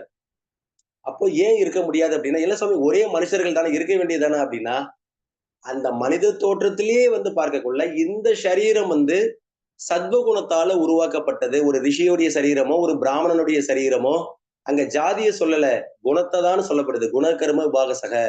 அப்ப அந்த சரீரம் வந்து ஒரு ரிஷியோடைய சரீரம் வந்து சாத்வீக குணத்தால உருவாக்கப்பட்டது. அப்போ ஒரு பிராமண சரீரமானது சத்வகுணத்தில வந்து உருவாக்கப்பட்டது. புரிஞ்சுக்கிட்டீங்களா? நம்ம சரீரமும் ஒரு பிராமணனுடைய சரீரமும் ஒன்று வந்து கிடையாது. அப்ப இப்ப பிராமணனுக்கு வந்து தவ வலிமை வந்து இருக்கக்கூடிய சரீரம், அவனுக்கு சத்வகுணத்துல இருக்கக்கூடிய சரீரம் வந்து வழங்கப்பட்டிருக்கு. ஏன்னா சத்வகுணத்துல இருக்கக்கூடிய சரீரத்துலதான் காமக்ரோதங்கள் வந்து அதிக அளவுல வந்து வெளிப்படாது. அப்ப சாத்வீக ஆகாரம் சாப்பிட்டு அவருடைய தேகமானது வந்து எப்படி இருக்கும் அப்படின்னா சாத்வீக குணத்துல வந்து இருக்கும். அப்ப அந்த குணத்துலதான் அவரால் வந்து தபஸ் செய்ய முடியும், பக்தியுடைய கடமைகளை செய்ய முடியும், வேதங்களை வந்து புரிந்து கொள்ளக்கூடிய அளவிற்கு அவர்களுடைய மூளைத்திறன் வந்து வேலையை வந்து செய்யும். அப்போ அந்த சரீரம் ஆழமா பார்க்கக்குள்ள மேலோட்டமா பார்க்கக்குள்ள 2 கை, மூக்கு, நாக்கு, தாடி, கிருதா, மீச எல்லாம் ஒரே மாதிரிதான் இருக்கும். ஆனா அந்த சரீரம் வந்து சாத்வீக குணத்தால உருவாக்கப்பட்டது. அப்போ சத்திரியனுடைய சரீரம் அவன் என்ன குணத்துல இருக்கான் அப்படின்னா அவன் வந்து ரஜோ குணத்துல வந்து இருக்கான். எல்லாரையும் வெட்டி சாய்க்கணும் அப்படின்னு கூடிய குணத்துல வந்து இருக்கான். அப்போ அதுலயும் ஒரு உத்தமமான நபர்கள் யார் அப்படின்னா ராஜ ரிஷிகளா வந்து யுதிஷ்டிரை போன்ற அரசர்கள், தசரதனை போன்ற நபர்கள் வந்து ராஜ ரிஷிகளாக வந்து இருந்தாங்க. அப்ப அவர்கள் வந்து ரஜோகுணத்துடைய தாக்கம் வந்து அதிகமா இருக்கு. இப்ப ஒரு பிராமணன் போயிட்டு ஒரு சிங்கத்து கூட வந்து சண்டை போட முடியாது. ஏன்னா அவனுக்கு அந்த வலிமை வந்து கிடையாது. ஆனா சத்திரியனால வந்து என்ன பண்ண முடியும்? சண்டை போட. அது எப்படி முடியும் அப்படின்னா அவனுடைய உடல் வலிமை வந்து அந்த உடலான அந்த பானை வந்து எதால உருவாக்கப்பட்டது அப்படின்னா ரஜோகுணத்தால வந்து உருவாக்கப்பட்டது.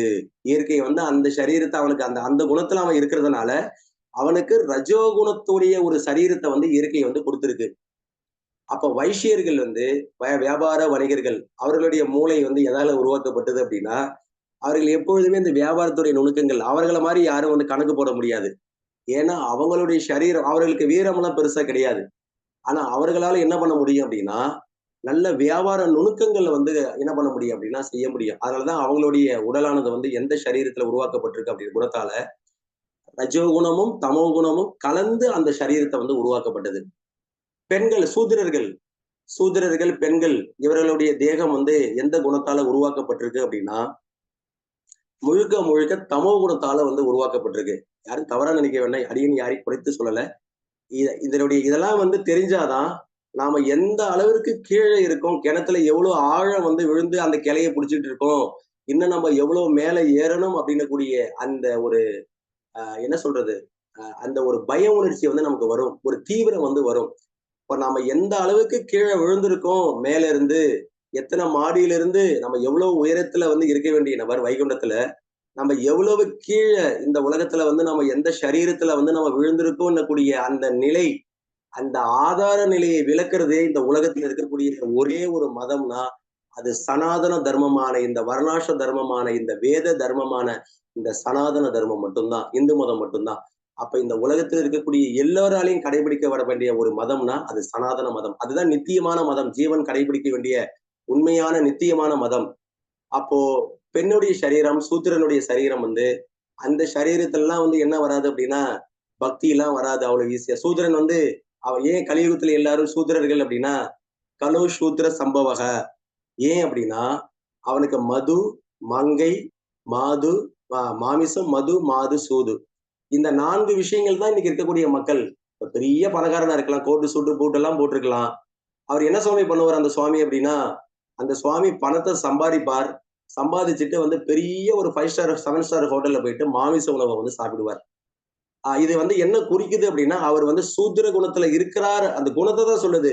ஆனா அவர் உயர்ந்த ஜாதியா கூட இருக்கலாம், பிராமண ஜாதியில உள்ள நபரா கூட இருக்கலாம். ஆனா அவர் என்ன குணத்தை வெளிப்படுத்துறாரு அங்க வெளிநாட்டுல? அங்க போய் பசு மாமிசத்தை வந்து ஒரு பிராமண வர்ணத்துல பிறந்துட்டு சாப்பிட்டாரு அப்படின்னா, அவன் வந்து பிராமணனே கிடையாது. அவன் யாரு அப்படின்னா சூத்திரன். அப்படி அப்ப குணத்தை வைத்துதான் ஒருவன் பிராமணன், சூத்திரன், சத்திரியன், வைசியன் என்ற வந்து கண்டுபிடிக்கிறோம். அப்ப இங்க குணம் வந்து ரொம்ப வந்து முக்கியம்.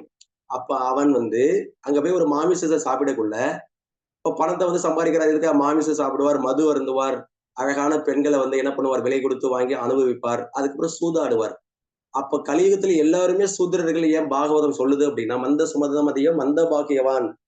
அப்போ எல்லாருமே சூத்திரர்கள். ஏன் அப்படின்னா, சூத்திரன் வந்து இந்த 4 விஷயத்தை தான் செய்வான்.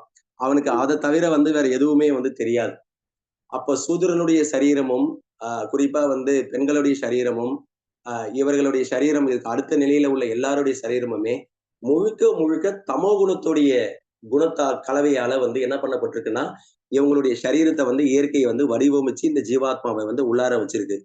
அப்ப இந்த தமோகுண சரீரத்துல வந்து ஒரு அளவிற்கு மேல என்ன பண்ண முடியாது அப்படின்னா, நம்மளால வந்து தபஸ் செய்ய முடியாது. நம்முடைய மனசு எப்பொழுதுமே எதுலதான் இழுத்துட்டு போவோம், காமகுரோத விஷயங்கள்ல தான் இழுத்துட்டு வந்து போவோம். காரணம் என்ன அப்படின்னா, நீ இருக்கக்கூடிய சரீரமே, இந்த தேகமே வந்து இயற்கை வந்து தமோ குணத்தால உருவாக்கப்பட்ட சரீரம். அதனாலதான் பெண்கள்லாம் நல்லா வந்து என்ன பண்ணணும், நல்லா வந்து தபஸ் வந்து செய்யணும். அந்த 4 நாட்கள் வந்து ரெஸ்ட் எடுக்கக்கூடிய அந்த 4 நாட்கள்ல வந்து அதை பயன்படுத்தி கொண்டு என்ன பண்ணணும், தேவையில்லாத கடமைகளை வந்து செய்யாம நல்லா வந்து தபஸ் வந்து செய்யணும். பெண்கள்லாம் ஒரு அளவுக்கு மேல தபஸ் செய்யல அப்படின்னா, தீவிரமா வந்து விரத அனுஷ்டானங்கள்லாம் கரெக்டா கடைபிடிக்கணும். ஏகாதசி விரதங்கள்லாம் கரெக்டா கடைபிடிக்கணும். அப்பொழுதுதான் ஓர் அளவிற்காவது சத்வகுணத்திற்கு வந்து உயர முடியும். சத்வகுணத்திற்கு உயராத அல்லாத பட்சத்துல நீங்க இருக்கக்கூடிய இந்த தேகத்துல வந்து இருந்தீங்க அப்படின்னா, நீங்களும் உன்னுடைய பக்தி இல்லாத கணவங்களோட சேர்ந்து புலனின்பத்தை மட்டும்தான் வந்து அனுபவிக்க உங்களுடைய மனது வந்து தூண்டும். அப்போ அந்த ஜீவன் என்ன பண்ணுவாங்க, நம்ம அதுக்குதான் கல்யாணம் பண்ண சொல்லிட்டு உங்களை ஊர்கா மாதிரி என்ன பண்ணுவாங்க, கடைசி வரைக்கும் பாவ வாழ்க்கையிலேயே வந்து நம்முடைய குறிக்கோளை தவறு விட்டு இந்த உலகத்துல வந்து வெறுமனே வந்து சும்மா அந்த இன்னொரு கட்டுண்ட ஜீவனோட வந்து நாம ஏதோ ஒரு வாழ்க்கையை வந்து காம வாழ்க்கையை வந்து அனுபவிச்சுக்கிட்டு இங்கேயே வாழ்க்கையை வந்து முடிச்சுட்டு கடைசியில அந்த ஜீவன சரீரத்தை விட்டுட்டு வேறொரு சரீரத்துக்கு போயிடுவான். நாமளும் இந்த சரீரத்தை விட்டுட்டு வேறொரு சரீரத்துக்கு வந்து புரிஞ்சுக்கிட்டீங்களா? அப்போ இங்க எல்லாருமே மனிதர்களா இருந்தாலும் அவர்களுடைய சரீரம் வந்து வெவ்வேறது. அப்போ இங்க வந்து குணம் வேறுபடுது, நம்பிக்கை வேறுபடுது. ஏன் இவ்வளவு மதங்கள் வந்து இருக்கு, ஏன் இவ்வளவு வழிபாட்டு முறைகள் இருக்கு? நம்ம மதத்திலே சில பேருக்கு சிவனை தான் பிடிக்கும், சில பேருக்கு ஐயப்பனை தான் பிடிக்கும், சில பேருக்கு சாய்பாபாவை தான் பிடிக்கும்னா, see we have some reason actually. ஏன்னா இன்னும் அவங்க பக்குவப்படல. விஷ்ணுவை வழிபடக்கூடிய அளவிற்கு முதல் தரமான முறையில இப்ப தயிர் சாதம் சாப்பிடணும் ஒருத்தனுக்கு, பிரியாணி, அசைவ உணவு, அது சொல்லக்கூடாது வாயால, அசைவ உணவு, அதுக்கப்புறம் வந்து நல்ல காரமா சமைக்கப்பட்ட ஒரு உணவு, சாத்வீகமா நெய்யால சமைக்கப்பட்ட ஒரு உணவு, இத காய்கறிகள் சமைக்கப்படும், இதெல்லாம் வச்சோம் அப்படின்னா சாத்வீக குணத்துல உள்ளவங்களுக்கு இதுதான் பிடிக்கும், ரஜசிக் குணத்துல உள்ளவங்களுக்கு இதுதான் பிடிக்கும். அசைவ உணவு யாருக்கு பிடிக்கும்னா இந்த கடைசி தமோ குணத்துல உள்ளவங்களுக்கு அதுதான் பிடிக்கும். அதே போலதான் வழிபாடுகள்ல கூட இந்து மதத்துல வந்து ஏன் இந்த மாதிரி வந்து பேய்கள் பூதங்கள் எல்லாம் வழிபடுறாங்க அப்படின்னா, அவங்க அந்த குணத்துல இருக்கிறதுனால அவர்கள் வழிபடுவாங்க. அதனாலதான் இந்து மதத்துல எவ்வளவு பிரிவுகள் இருக்கிறதுக்கு காரணம். வேதங்கள் இதெல்லாம் சொல்லுது. நீ வந்து தமோ குணத்துல உள்ளவனுக்கு தமோ புராணம் வந்து சொல்லுது, நீ வந்து பேய்கள் பூதங்களை வந்து வழிபடு அப்படின்னு. ரஜோ குணத்துல உள்ளவங்களுக்கு வந்து நீ வந்து தேவர்களை வந்து வழிபடு, பிரம்மா சிவன் முருகர் விநாயகரை வந்து வழிபடு அப்படின்னு வந்து சொல்லப்படுது. புரிஞ்சுக்கிட்டீங்களா? அதனால அதுவே உயர்ந்தது கிடையாது. குணத்துல எப்படி சத்வகுணம் உயர்ந்ததோ, ஆகாரத்துல எப்படி வந்து தயிர் சாதம் உயர்ந்ததோ, அதே போல வழிபாடுகள்ல வந்து எது உயர்ந்தது அப்படின்றத வந்து இங்க வந்து சிவபெருமான் வந்து பார்வதிக்கு வந்து பத்ம புராணத்துல வந்து சொல்றார். என்ன சொல்றாரு அப்படின்னா, ஆராதனம் சர்வேஷாம் விஷ்ணு ஆராதனம் பரம். இந்த ஸ்லோகத்தை வந்து அடிக்கடி மேற்கோள் காட்டியிருக்காரு பாகவத புராணத்துல பிரபுபாத். அப்போ பார்வதி வந்து கேக்குறாங்க, வழிபாடுகள்லயே சிறந்த வழிபாடு எதுங்க அப்படின்னு கேட்கக்குள்ள, கேளு தேவி அப்படின்னு சொல்லிட்டு, ஆராதனம் சர்வேஷாம் விஷ்ணு ஆராதனம் பரம், விஷ்ணுவை ஆராதனம் செய்வதுதான் முதல் தரமான வழிபாடு. குணத்துல எது சத்வகுணம் எப்படி உயர்ந்ததோ அதே போல வழிபாடுகள்ல விஷ்ணுவுடைய வழிபாடு, கிருஷ்ணருடைய வழிபாடு தான் உத்தமமானது, உயர்ந்தது. அப்போ அந்த கிருஷ்ணருக்கு எல்லாரும் வழிபாடு செய்து எல்லோருமே வந்து சர்வதர்மான பரித்தேஜ்ய மாமேகம் சரணம் பிரிஜ அகந்துவாம் சர்வ பாபேபியோ மோக்ஷாமி மாஷுஷக, எல்லா ஜீவாத்மாக்களையும் தன்னிடம் வந்து சரணாகதியை வந்து செய்ய சொல்றார். அப்ப சரணாகதி செய்யறது அப்படின்றது வந்து இந்த சனாதன தர்மத்துடைய கடைசியில கிருஷ்ணர் வந்து எல்லா ஜீவாத்மகளையுமே இந்த உலகத்துல இருக்கக்கூடிய எல்லா ஜீவாத்மகளையுமே தன்னிடம் வந்து சரணாகதி வந்து அடைய சொல்றார். அப்படி சரணாகதி செய்யக்குள்ள அவனுடைய உண்மையான ஆதார நிலையை திரும்பவும் ஒரு குருவுடைய கருணையாலும் கிருஷ்ணருடைய கருணையாலையும் அவன் திரும்பவும் தன்னுடைய ஆதார நிலையை வந்து புரிவான். அவனால புரிய முடியும். அப்பொழுதுதான் சரணாகதி அடையக்குள்ளதான் அது வந்து சாத்தியம். அதனாலதான் கீதையை வந்து கடைசியில சரணாகதி அடையணும்னு சொல்லிட்டு கீதையை வந்து முடிச்சிருக்கு அதோடைய கருத்தை. சோ இதுதான் வந்து இந்த மொத்த பகவத்கீதையுடைய சாரம்.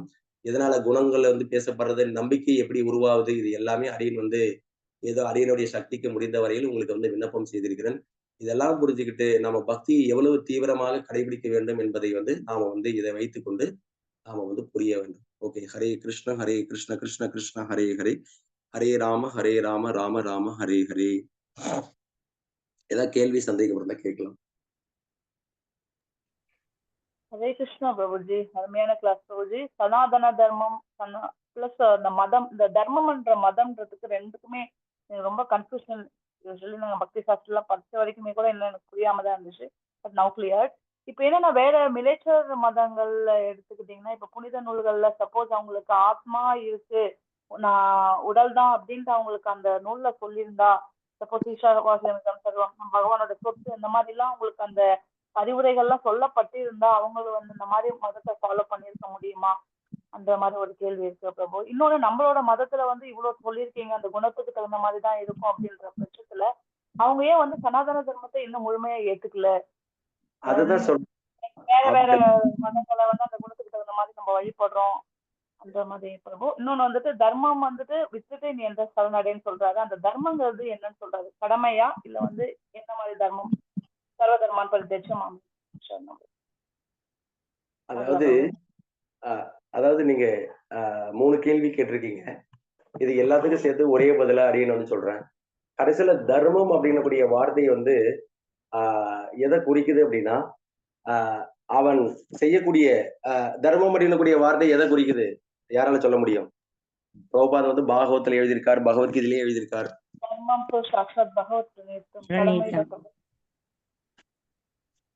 சொல்லுங்க, தர்மம் அப்படின்னக்கூடிய வார்த்தை எதை குறிக்குது? என்னதுமா?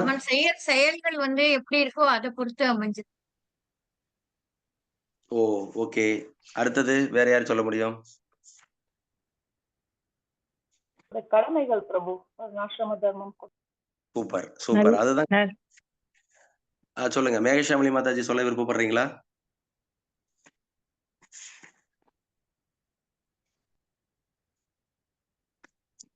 நல்ல நெறிகளை கடைபிடிக்கிறது தான் தர்மம். சோ எதனால பகவான் வந்து பகவத்கீதையில அங்க வந்து எல்லா ஜீவாத்மாக்களையும் சரணாகதி அடைய சொல்றார்? அப்போ தர்மம் அப்படின்னு கூடிய வார்த்தை வந்து அங்க என்ன சொல்லுது அப்படின்றத வந்து பார்க்கக்குள்ள ஏற்கனவே உங்களுக்கு இப்ப உபன்யாசம் கொடுக்கக்குள்ள 2 விதமான தர்மம், கடமை. கடைசியில தர்மம் அப்படின்றது வந்து ஜீவன் செய்ய வேண்டிய கடமை உணர்ச்சியை வந்து குறிக்குது. சொல்றோம் இல்லையா, பிரபு எனக்கு நிறைய கடமை இருக்கு பிரபு, கிரகஸ்த கடமைகள் இருக்கு, பிரம்மச்சரி கடமைகள் இருக்கு அப்படின்னு நம்ம சொல்றோம், பேசுறோம் இல்லையா. என்னுடைய ஃபேமிலிக்கு வந்து நிறைய கடமைகள் வந்து இருக்கு, அதெல்லாம் முடிச்சுட்டு தான் நான் இந்த பக்தியை வந்து செய்வேன் அப்படின்னு.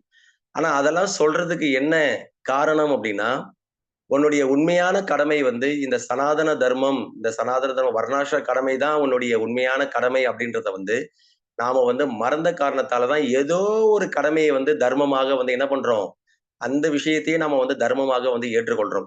அப்போ இங்க சர்வ தர்மான், இப்போ இங்க வந்து எல்லா தர்மங்களையும் சொல்லக்குள்ள எல்லா கடமையும் வந்து நீ விட்டுரு, தேவையில்லாத இந்த கடமை, உபதர்மம் பரோதர்மம். பகவத்கீதை வந்து சாதாரண கடமைகள் எல்லாம், அப்ப தர்மம் அப்படின்னாலே கடமை, ஜீவன் செய்ய வேண்டிய கடமை. அப்ப ஜீவன் நித்தியமானவன், பகவான் நித்தியமானவர். இப்ப இவங்க 2 பேரும் வந்து நித்தியமானவர்கள், அவர்களிடம் இருக்கக்கூடிய அந்த உறவும் நித்தியமானது. அர்ஜுனன் எப்படி கிருஷ்ணரோட நண்பனா இருக்கிறானோ அதே போலவே நமக்கும் ஏதோ ஒரு உறவு வந்து இருக்கு கிருஷ்ணரோட. அப்போ அந்த உறவின் அடிப்படையில நீ வந்து சேவையை வந்து அன்பை வந்து சேவைன்றதை விட அது அன்பு, அந்த பரவசத்துல நீ அன்பை வந்து காட்ட வேண்டியது ஜீவனுடைய கடமை. அப்ப அந்த அன்பை வந்து இங்க வந்து வேற யாருக்கிட்டயே வந்து செய்யக்கூடியதுதான் அது வந்து பொய்யான கடமை. அதுதான் வந்து உபதர்மம் சொல்லப்படுது.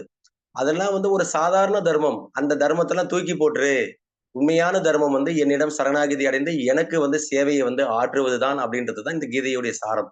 அப்ப தர்மம் அப்படின்றத வந்து கடைசியை வந்து ஜீவன் செய்ய வேண்டிய கடமையை வந்து குறிக்கின்றது என்பதை நாம வந்து இங்க வந்து தெரிஞ்சு. புரியுதா Gayatri Mataji? Yes Prabhu, super Prabhu. But இந்த ரிச்சுவல்ஸ்ல அவங்க ரைட் பிரபு. பட் இப்போ வேற மதங்கள்ல அவங்களுக்கு நானும் அன்பு செய்யறேன், அன்பு இப்போ கிறிஸ்டியானிட்டில தான் இது மேக்சிமம் அந்த பைபிளோட வாசகத்துல பார்க்கலாம், அன்பு அன்பு அன்புன்ட்டு. அவங்க யார அவங்க ஜீசஸை சாட்டிஸ்ஃபை பண்றாங்களா, இல்ல வெளியில இந்த மாதிரி இந்த சோஷியல் சர்வீஸ் பண்ணி அவங்க அவங்களே திருப்தி படுத்திக்கிறாங்களா, அதுவும் தெரியல. இப்போ விஷ்ணுவை திருப்தி படுத்துறதுதான் நம்மளோட ஜீவிர சுரூபம் நித்யதாசன் சொல்றாங்க. அந்த மாதிரி எல்லாம் அவங்களுக்கு எதை நோக்கி அவங்க போறாங்கன்றது எனக்கு தெரியல பிரபு. ஆனா ஒரு மதம்ங்கிறத அவங்க வச்சிருக்கிறாங்க. பட் இதுக்கு அதுக்கு லாட் இருக்கு. கடைசியில வந்து பண்றதுங்கிறது எனக்கு தெரியல ஆக்சுவலி.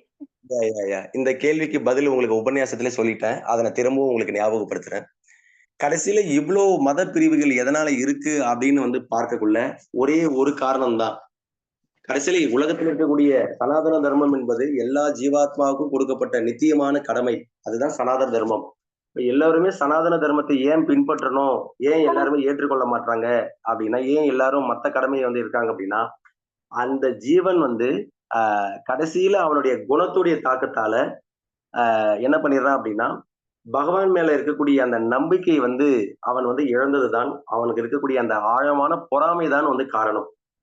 ரெண்டாவது ஒரு பக்கம் பொறாமை இருக்கு, இன்னொரு பக்கம் இன்னொரு விஷயம் இருக்கு, ராகத்வேஷ. ரெண்டு விஷயங்களை வந்து 2.64 எடுத்து படிச்சீங்கன்னா தெரியும். ராகத்வேஷ அவனுக்கு வந்து அந்த இச்சாத்வேஷன்னு சொல்றாரு இன்னொரு ஸ்லோகத்தை. இச்சாத்வேஷ சமுத்தியன துவந்தமோகேன பாரதா. அப்ப இச்சைனா வந்து விருப்பம்னு அர்த்தம்.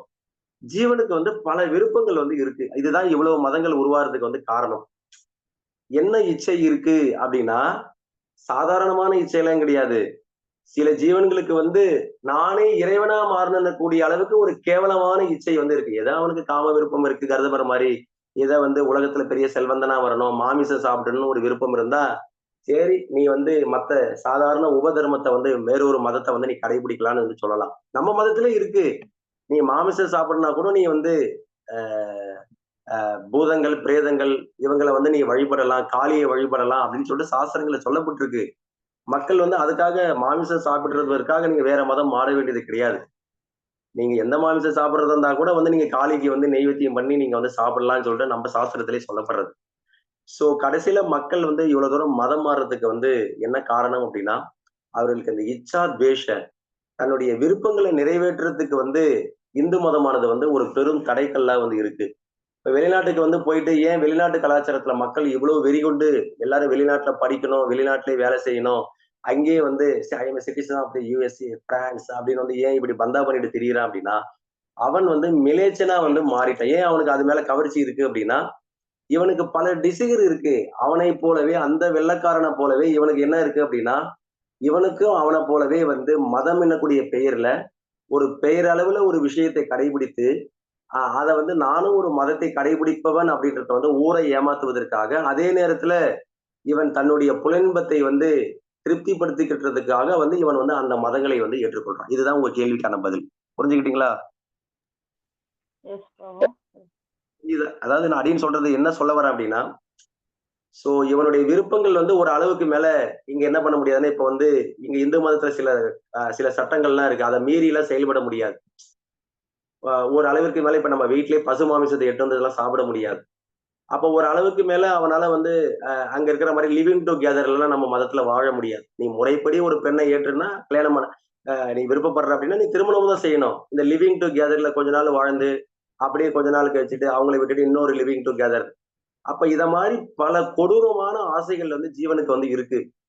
அதெல்லாம் வந்து வன்மையாக வந்து இந்த சனாதன தர்மம் வந்து கண்டிப்பதனால இதெல்லாம் வந்து கேவலமான புத்தி, இதெல்லாம் வந்து உன்னுடைய உண்மையான ஆதர நிலை கிடையாது, நீ வந்து இந்த அளவுக்கு கீழே விழுந்துட்ட, நீ ஆழமா விழுந்துட்ட, இது உன்னுடைய ஆதார நிலையே கிடையாதுன்னு சொல்லிட்டு இந்து மதத்துல இருக்கக்கூடிய நூல்கள் வந்து இவனுக்கு சொல்லக்குள்ள அதை இவனால ஏற்றுக்கொள்ள முடியவில்லை.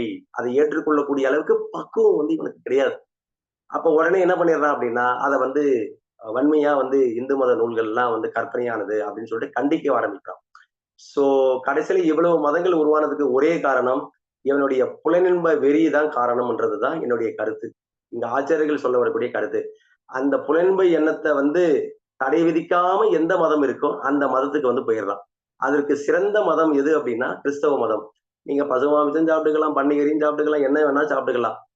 புரிஞ்சுக்கிட்டீங்களா? அந்த மதத்துல நீங்க என்ன சாப்பிட்டுட்டு வேணா நீங்க நம்ம பசுமாமிசம் சாப்பிட்டுட்டு கூட நீங்க சர்ச்சுக்கு போயிட்டு கர்த்தரை ஸ்தோத்திரங்கள் ஸ்தோத்திரங்கள் ஸ்தோத்திரங்கள் அப்படின்னு வந்து நீங்க சொல்லிக்கலாம். புரிஞ்சுக்கிட்டீங்களா? நீங்க செஞ்சுட்டு திரும்ப ஏதாவது ஒரு பாவத்தை செஞ்சுட்டு இவனுக்கு தெரியல பசு மாமிசம் சாப்பிடுறதே பாவம் அப்படின்றத வந்து இவனுக்கு புரியல அப்படின்னா இவன் இந்து மதத்துல இருந்து என்னத்தை சாதிக்க போறான்? இவன் பாவ மன்னிப்பு கேட்க போய் பல விதமான பாவங்களை போய் கேட்க போறான்.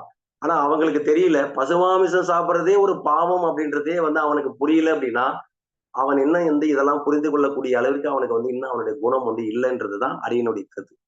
சோ பரவாயில்ல, இதுதான் உங்களுடைய கேள்விக்கான பதில். சித்ரா மாதாஜி சொல்லுங்க. ஹரே கிருஷ்ணா பிரபு. எனக்கு ஒரே ஒரு சந்தேகம். ராமேஸ்வரத்துல இவரை வந்து இவர் ராமர் வந்து சிவனை இது சிவலிங்கம் பிரதிஷ்டை பண்ணி பூஜிக்கிறார்ல. நம்ம வந்து இவர் தானே நம்ம எல்லாத்துக்கும் முழுமுதற் கடவுள் கிருஷ்ணர் தானே சொல்றோம். அவர் கிருஷ்ணர் தானே ராமரா வந்திருக்கார். ஹரே கிருஷ்ணா. என்னுடைய அங்க பூஜை பண்ணாரா? அதுதான் என்னுடைய கேள்வி. பிரதிஷ்டை பண்ணினார். பிரதிஷ்டை பண்ணாரா? யாரு சொன்னது பிரதிஷ்டை பண்ணாருன்னு? அங்கே ராமேஸ்வரத்துல சொல்றாளே, அவர் மண்ணால பிரதிஷ்டை பண்ண லிங்கம் இருக்கே. இன்னைக்கு உபன்யாசம் இந்த 3 இன்ட்ரோடக்ஷன் கிளாஸோடைய சாரமே என்ன அப்படின்னா, பகவானை பத்தி நீங்க எந்த ஒரு கருத்து வந்து யாருக்கிட்ட தான் கேட்கணும் அப்படின்னா வைஷ்ணவர்கள்ட்ட வந்து முதல்ல கேட்கணும். ஒரு நல்ல சாது கிட்ட வந்து கேட்கணும். ஒண்ணு. இப்ப இவ்வளவு 3 கிளாஸ் இவ்வளவு தூரம் கொடுத்துருக்கு அப்படின்னா அதுக்கு என்ன அர்த்தம் அப்படின்னா ராமாயணம், மகாபாரதம், பகவத்கீதை, குறிப்பா வந்து பாகவத புராணம், இதுல சொல்லப்பட்ட கருத்துக்கள் மட்டும்தான் ஏற்றுக்கொள்ளணும். இதுல சொல்லப்பட்ட விஷயங்கள் மட்டும்தான் வந்து நித்தியமானது. இதை மட்டுமே கடைபிடிக்கக்கூடிய இதுதான் கடைபிடிக்க வேண்டிய ஜீவன் கடைபிடிக்க வேண்டிய உண்மையான விஷயம் அப்படின்றத நான் இப்ப வந்து உங்களுக்கு உபன்யாசம் கொடுத்துட்டு இருக்கேன். அப்போ பக்தர்கள் அல்லாதவங்க சொல்லக்கூடிய எந்த ஸ்டேட்மெண்ட்டுமே வந்து பகவானை பத்தி அது அங்கீகாரம் அல்லாதது. வால்மீகி ராமாயணத்துல உங்களுக்கு எதிர்காலத்துல சொல்லுவேன், சீதையை வந்து மீட்டுட்டு போகிறதுக்கு முன்னாடியோ அல்லது மீட்டுட்டு வரக்குள்ளவோ அங்க சிவனை வழிபட்ட மாதிரி எந்த ஒரு பிரமாணமும் வந்து இங்க கம்பராமாயணத்திலும் இல்ல, வால்மீகி ராமாயணத்திலும் கிடையவே கிடையாது. புரிஞ்சுக்கிட்டீங்களா? இதெல்லாம் பிற்காலத்துல சைவர்களால பரப்பப்பட்ட ஒரு வதந்தி. எஸ், வந்து நீங்க அதுக்குதான் ராமாயண வகுப்பு இங்க கொடுத்துட்டு இருக்கோம். மக்களுக்கு வந்து உண்மையான ராமாயணம். இப்ப நீங்க வாலி வதத்தை இன்னைக்கு கேட்க போறீங்க. வாலியை பத்தி ஏன் மறைஞ்சு நின்று கொன்னா அப்படின்னு சொல்லிட்டு இன்னைக்கு நாசிகர்கள், நம்ம இந்து மதத்துல உள்ள விரோதிகளே, தேச விரோதிகள், நம்முடைய சனாதன நம்முடைய மத விரோதிகளே என்ன பண்றாங்க அப்படின்னா பகவான் மேல இருக்கக்கூடிய பொறாமையால இங்க வந்து துவேஷத்தை வந்து கக்குறாங்க. உண்மையில அது கிடையாது. வாலி என்ன சொன்னான்றதை இன்னைக்கு ஆதாரபூர்வமா அடியின் வந்து 7 கேள்விக்கு வந்து 7 பதில்கள், அதுக்கப்புறம் வாலி என்ன சொன்னா அப்படின்றத ஸ்லோகத்தோட உங்களுக்கு வந்து நான் வந்து வியாக்கியானம் வந்து இன்னைக்கு கொடுப்பேன். அதுக்குதான் இந்த வாலியோடைய கதையை வந்து நான் வந்து பிரபுகிட்ட இருந்து கேட்டு நான் வாங்கினேன். சோ உண்மையான ராமாயணம் படி நீங்க சொல்லக்கூடிய கருத்து எந்த ஒரு இடத்துலயுமே சொல்லப்படல. ராமன் வந்து மீட்டுக்கிட்டு அந்த லங்காபுரியை அழிச்சதுக்கு அப்புறம் ராவண வதத்துக்கு அப்புறம் பகவான் வந்து அவன் அந்த குபேரனுடைய புஷ்பக விமானத்துல நேரடியா அங்க வந்து போயிடுறார். எங்க போறாருன்னா அயோத்தியாவுக்கு போறார். போகக்குள்ள தன்னுடைய வானர படைகளையும் ஏற்றி கொண்டு போறார். போகக்குள்ள அங்க வந்து சீதைக்கு வந்து காட்டுறார். என்ன காட்டுறாருன்னா இதுதான் நான் கட்டின பாலம், பாரு சீதை அப்படின்னு வந்து சொல்றார். அப்போ அந்த இடத்துல இது மட்டும்தான் பிரமாணமா இருக்குன்றது வரைக்கும் அடியன் படிச்ச வரைக்கும், நான் உபன்யாசம் கேட்ட வரைக்கும் எந்த ஒரு இடத்துலயும் சீதையை வந்து வழிபடவே இல்லை அப்படின்றத வந்து நாம வந்து சரி அங்க வந்து லிங்கத்தை பிரதிஷ்டை செஞ்சதுனாலதான் அவர் ராமலிங்கம் பேரு வந்தது அப்படிலாம் எந்த ஒரு இடத்துலயும் சொல்லப்படவே இல்லை. இதெல்லாம் பிற்காலத்துல வந்து இவர்கள் திரித்த கற்பனையான கதைகள். பேசலாம். இது சம்பந்தமா தான் அடியன் வந்து பேசுறதுக்கு தான் இந்த டாபிக்ல ராமாயணம் எடுக்கிறோம். சரிங்களா மாதாஜி, சித்ரா மாதாஜி? ஓகே பிரபு, ஓகே பிரபு, தேங்க்யூ பிரபு. இது வந்து தவறான ஒரு கருத்து. ராமர் வந்து சிவனை வழிபட்டார் அப்படின்றது. சரி பிரபு, தேங்க்யூ பிரபு. ஜெய். ஹரே ஹரே கிருஷ்ணா. வேற யாருக்கு கேள்விகள்?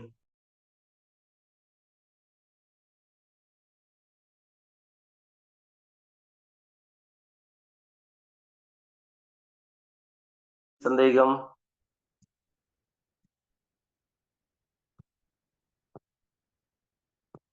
ஜெயமாலினி மாதாஜி. ஹரே கிருஷ்ணா பிரபு.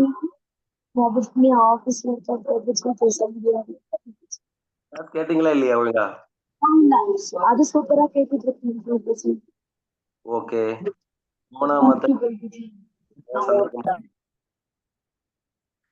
சம்பங்கி மாதாஜி, மாலினி சம்பங்கி மாதாஜி. ஹரே கிருஷ்ணா பிரபுஜி. ஹரே கிருஷ்ணா. பிரபு, இப்போ நம்ம சரீரம் விட்டு மாறுவோம்னு சொல்லியிருக்கீங்க. அப்போ வந்து நம்ம தைரியமா நம்மளுடைய சனாதன தர்மப்படி நம்ம பெண்கள் வந்து வாழ்க்கையை நடத்தலாம் இல்லைங்களா?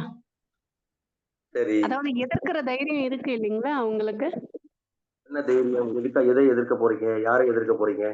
இல்லைங்க பிரபு, இப்ப நம்ம வீட்டுல வந்து நமக்கு ஒரு சின்னதா ஒரு ஆர்கியூமெண்ட் வருதுன்னு சொன்னா நம்ம தைரியமா இதை எடுத்து சொல்றதுக்கு நமக்கு தைரியம் இருக்குல்ல. இப்படிதான் சனாதன தர்மம் பெண்களுக்கு இப்படிதான் சொல்லி இருக்கு, நான் இப்படிதான் இருக்கணும் அப்படின்ற தைரியமா சொல்லலாம் இல்லையான்ற கேள்வி அற்புதமான, இந்த சபைக்கு ஏற்ற மாதிரி கேள்வி கேட்டீங்க. சோ அதை எதிர்க்கிறதுன்னு அப்படின்றத வந்து சொல்லக்கூடாது. அதை வந்து நீங்க வந்து ஒரு நியாயமான முறையில நீங்க இந்த கோரிக்கையை வந்து நீங்க அவங்க கிட்ட வந்து சொல்லணும். ஏன் அப்படின்னா, பக்தி விஷயங்களை நம்முடைய கூட இருக்கக்கூடிய குடும்ப உறுப்பினர்கள் வந்து நமக்கு சப்போர்ட் ஃபுல்லா பண்ற வரைக்கும் கூட நீங்க பொதுவா சப்போர்ட் பண்ண மாட்டாங்க.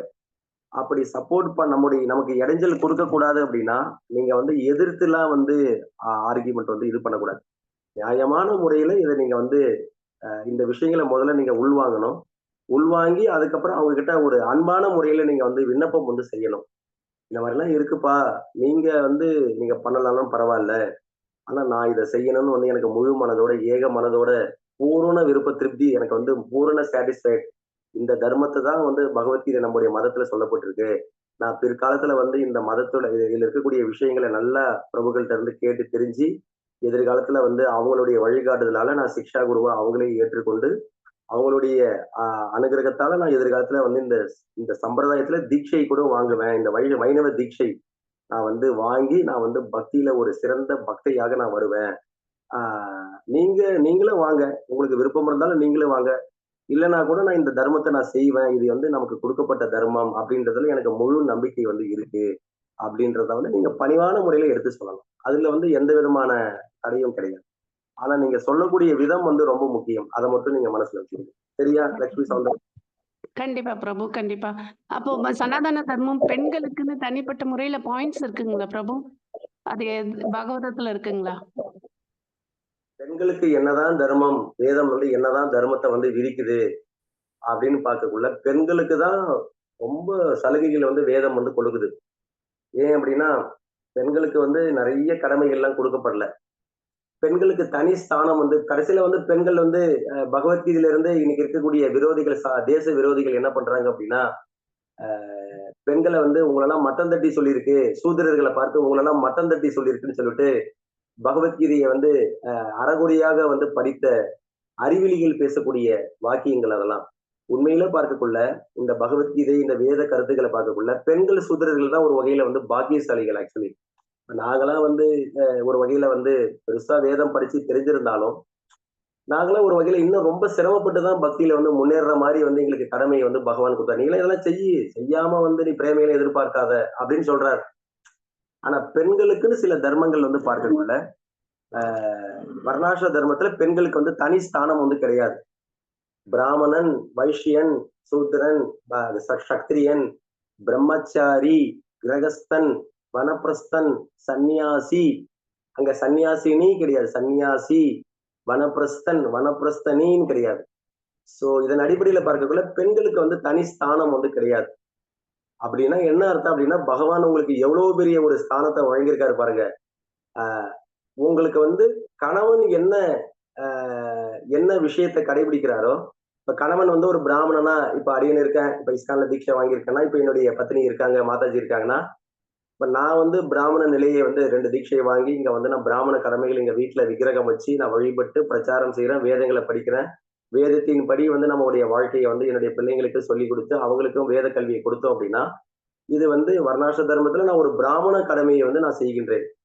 அப்போ இயற்கையாவே எனக்கு வந்து சேவை செய்யக்கூடிய, எனக்கு என்னுடைய பக்தி வாழ்க்கைக்கு சேவை செய்யக்கூடிய, உதவி செய்யக்கூடிய என்னுடைய பத்னி வந்து என்ன ஸ்தானத்தை உடனடியாக அடைகின்றாள் அப்படின்னா, பிராமணி அப்படின்னக்கூடிய நிலையை வந்து அடைகின்றாள். புரிஞ்சுக்கிட்டீங்களா மாதாஜி? பகவான் வந்து உங்களுக்கு தன்னுடைய கணவனுக்கு வந்து சேவை செய்யக்குள்ள, அவர் ஒரு தர்மமானா இருக்கக்குள்ள, அவருக்கு வந்து சேவை செய்யக்குள்ள இயற்கையாவே அந்த ஸ்தானம் வந்து அவங்களுக்கு கிடைச்சிருது. அந்த புண்ணிய கர்மமும் அவங்களுக்கு வந்து கிடைச்சிருதுன்னு சாஸ்திரம் வந்து சொல்லுது. கணவன் செய்யக்கூடிய புண்ணிய கர்மத்துல பக்தி கடமைகள்ல மனைவி உதவி செய்யக்குள்ள கணவன்கிட்ட கேட்கவே அவ கேட்காமலேயே இந்த இயற்கை வந்து 50% புண்ணிய கர்மத்தை வந்து மனைவிக்கு வந்து கொடுத்து விடுகிறது, நல்கி விடு. இதுதான் சனாதன தர்மம். சனாதன தர்மத்தை பெண்களை வந்து எவ்வளவு உயர்ந்த நிலையில வந்து வச்சிருக்கு பாருங்க. பெண்கள் நீங்க தனியா நீங்க சொல்றது முற்றிலும் உண்மை பிரபு. இப்போ எங்க வீட்ல சும்மா ஒரு ஆர்குமெண்ட் கமெண்ட் வரும்போது நான் சொல்லுவேன், அடுத்த பிறவியிலேயாவது நல்ல பக்தி செய்யற ஒரு பக்தர் குடும்பத்துல நான் பிறந்து ஒரு பிராமண பெண்ணா மாறணும்னு தான் என்னுடைய ஆசை அப்படின்னு சொல்லும்போது அவங்க வந்து அடுத்த பிறவி உனக்கு இதுதான் கிடைக்கும்னு என்ன நிச்சயமா நீ பேசுவ அப்படின்ற மாதிரி ஆர்குமெண்ட் வரும். இப்போ சொல்லுங்க பிரபு. 6வது அத்தியாயத்துல இந்த ஒரு ஸ்லோகம் இருக்கு, யாரால சொல்ல முடியும்? மாதபுருவ தவிர எல்லாரும் சொல்லுங்க. 6வது அத்தியாயத்துல 6வது 5வது அத்தியாயத்துல ஒரு ஸ்லோகம் இருக்கு. அது என்ன ஸ்லோகம்? வீழ்ச்சி அடைந்த யோகிகள் வந்து அடுத்தது வந்து ஒரு உயர்ந்த நிலையை வந்து அடைவாங்கன்னு சொல்லிட்டு ஒரு ஸ்லோகம் இருக்கு. அது என்ன ஸ்லோகம்? யாரால சொல்ல முடியும்? சொல்லணும். ஐய, என்னது இப்படி இருக்கீங்க? நீங்க 2வது தடவை பகவத்கீதை 3வது தடவை படிக்கிறீங்க. வீழ்ச்சி அடைந்த யோகிகள் வந்து ஒரு உயர்ந்த ஸ்தானத்துக்கு, வீழ்ச்சி அடைஞ்சாலும் தப்பு, கவலை இல்லை, அவர்கள் வந்து என்னுடைய கருணையால ஒரு உயர்ந்த நிலைக்கு வந்து கொண்டு போறாங்க அப்படின்னு வந்து பகவான் வந்து ஒரு ஸ்லோகத்தை வந்து சொல்லுவார். அது என்ன ஸ்லோகம்? 6வது அத்தியாயம் தான் நினைக்கிறேன். இல்லையா பிரபு? 6வது அத்தியாயம் தானே அந்த ஸ்லோகம்? மாதவ பிரபு,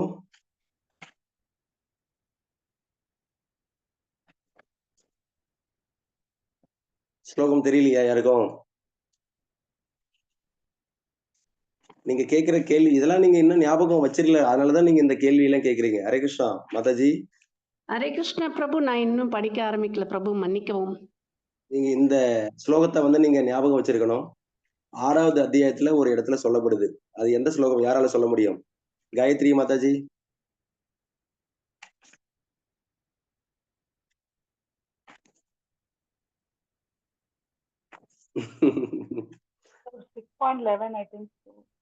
என்ன மாதாஜி?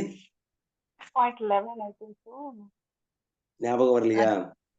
ஹரே கிருஷ்ணா பிரபு. ஹரே கிருஷ்ணா. அதாவது நீண்ட கால பயிற்சிக்கு பின் வெற்றி அடையாதவர் வந்து அறிவில் சிறந்து விளங்கும் ஆன்மீகின் குலத்தில் பிறப்பது உறுதி, அதுவா பிரபு? இத்தகைய பிறவி நிச்சயமாக இவ்வுலகில் மிக அரிதானதாகும். 2வது ஸ்லோகம். ஒரே நிமிஷம். 6.41 எடுங்க. சுசீனாம் யோகோ பிரஷ்டோ அபிஜாயதே. அதை பார்க்கல பாருங்க, அதை பார்த்தேன். வெற்றி அடைய புண்ணியாத்ம லோகம் கற்களை ஒரு அனுபவி.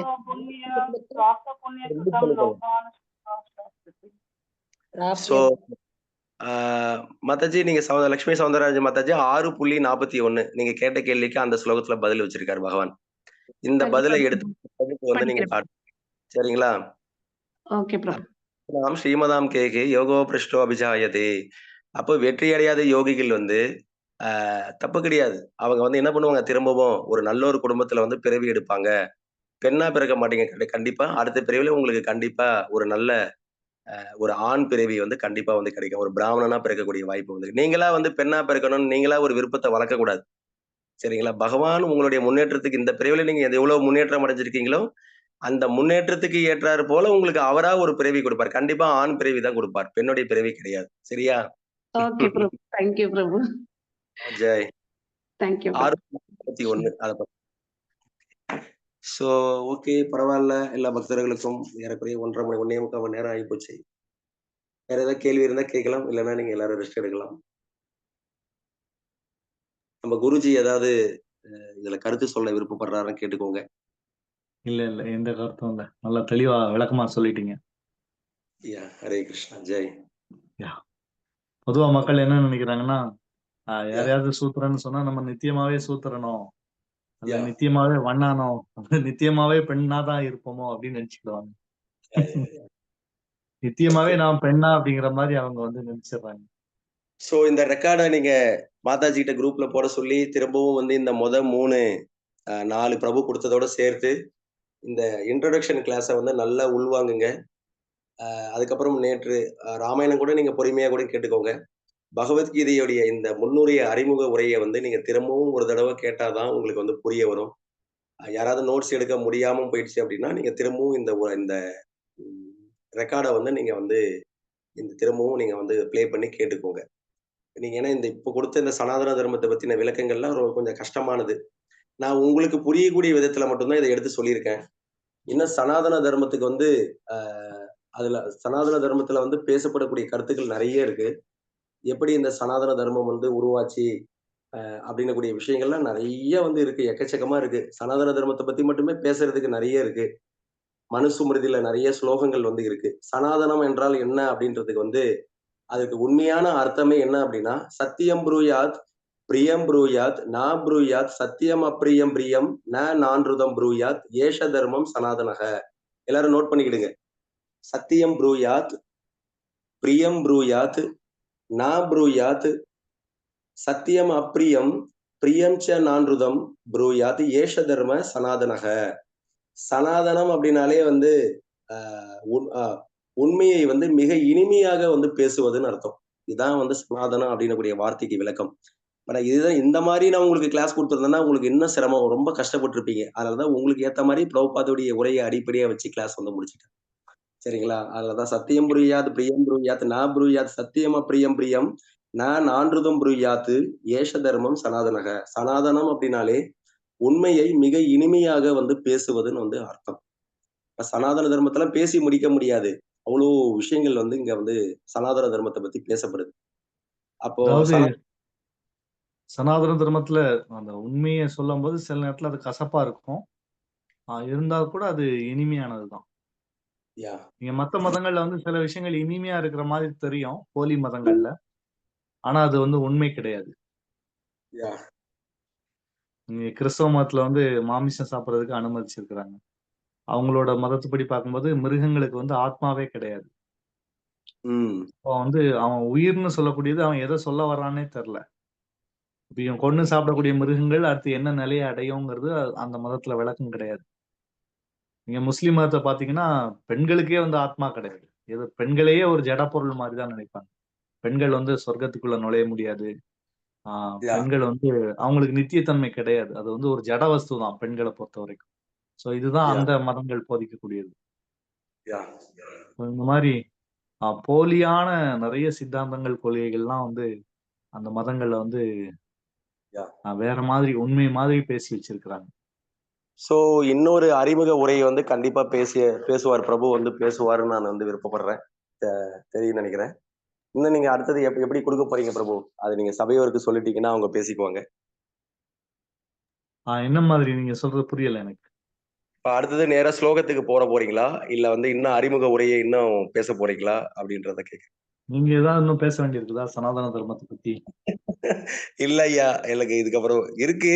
ஆனா இதுக்கப்புறம் முடியாது. நீங்க பேசுங்க. நீங்க வந்து ஸ்லோகத்தை வந்து ஆரம்பிச்சிருங்க. எப்போவாவது டைம் கிடைச்சதுன்னா சென்டரை ஷிஃப்ட் பண்ணிட்டு நானு சென்டரை வந்து இப்ப இந்த வெள்ளிக்கிழமை ஷிஃப்ட் பண்றேன். வெள்ளி சனியில ஷிஃப்ட் பண்ணிட்டு அங்க போய் உட்காந்து செட் ஆனதுக்கு அப்புறம் ஒரு வாரம் 10 நாள் கழிச்சு திரும்ப இன்னும் கொஞ்சம் இருக்கு. பிரபுபா சொல்ல வந்த அந்த ஈஸ்வர தத்துவம், ஜீவ தத்துவம் இதெல்லாம் பேச வேண்டியிருக்கு. அது கண்டிப்பா எல்லாருக்கும் தெரியும். அதை வேற விதமா வந்து அடியன் வந்து பேச விருப்பப்படுறேன். அதுக்கு ஒரு நாள் பேசிக்கலாம். நீங்க அதுக்குள்ள நீங்க ஸ்டார்ட் பண்றதா இருந்தா நீங்க 1வது முதல் ஸ்லோகத்துல இருந்து நீங்க ஸ்டார்ட் பண்ணிடுங்க. ஓகே. நாளைக்கு வகுப்பு இருக்கா? பகவத்கீதை வகுப்பு நாளான்னைக்கு இருக்கு. நாளான்னைக்கு. சோ எல்லாரும் வந்து ஒரு புது டைரி பேனா வச்சுக்கிடுங்க. முதல் ஸ்லோகத்துல இருந்து இப்ப நீங்க இந்த அறிமுக உரைக்கான இந்த நோட்ஸை வந்து நீங்க ரெக்கார்டு கேட்டு எடுத்துக்கோங்க. எடுத்தவங்க பிரச்சனை கிடையாது. நீங்க முதல் அத்தியாயம் கோகிலா மாதாஜி, ஹரே கிருஷ்ணா. சொல்லுங்க பிரபு. அனுப்ப முடியுமா உங்களால ரெக்கார்டு? அனுப்பி போட்டுடலாம் பிரபு. அனுப்புங்கம்மா. அறிமுக உரைன்னு போட்டு பகவத்கீதை அறிமுக உரைன்னு போட்டு நீங்க 3 பார்ட்டுக்கு உள்ளதை போட்டுருங்க. 4 பார்ட்டுக்கு உள்ளதை. சோ அதை வந்து கேட்டு நோட்ஸ் எடுத்துக்கிடுங்க. அதுக்கப்புறம் வந்து நாளான்னையில இருந்து பிரபு வந்து முதல் ஸ்லோகத்துல இருந்து முடிஞ்ச அளவுக்கு ஆழமான ஸ்லோகங்கள்லாம் ஒரு ஸ்லோகம் மட்டும் கிளாஸ் கொடுப்பாருன்னு நினைக்கிறேன். இந்த தடவை எப்படி கொடுக்க போறீங்க பிரபு? இந்த தடவை நான் யமுனாச்சாரியாரோட வியாக்கியானத்துல இருந்து பேசலாம்னு இருக்கேன். சரி.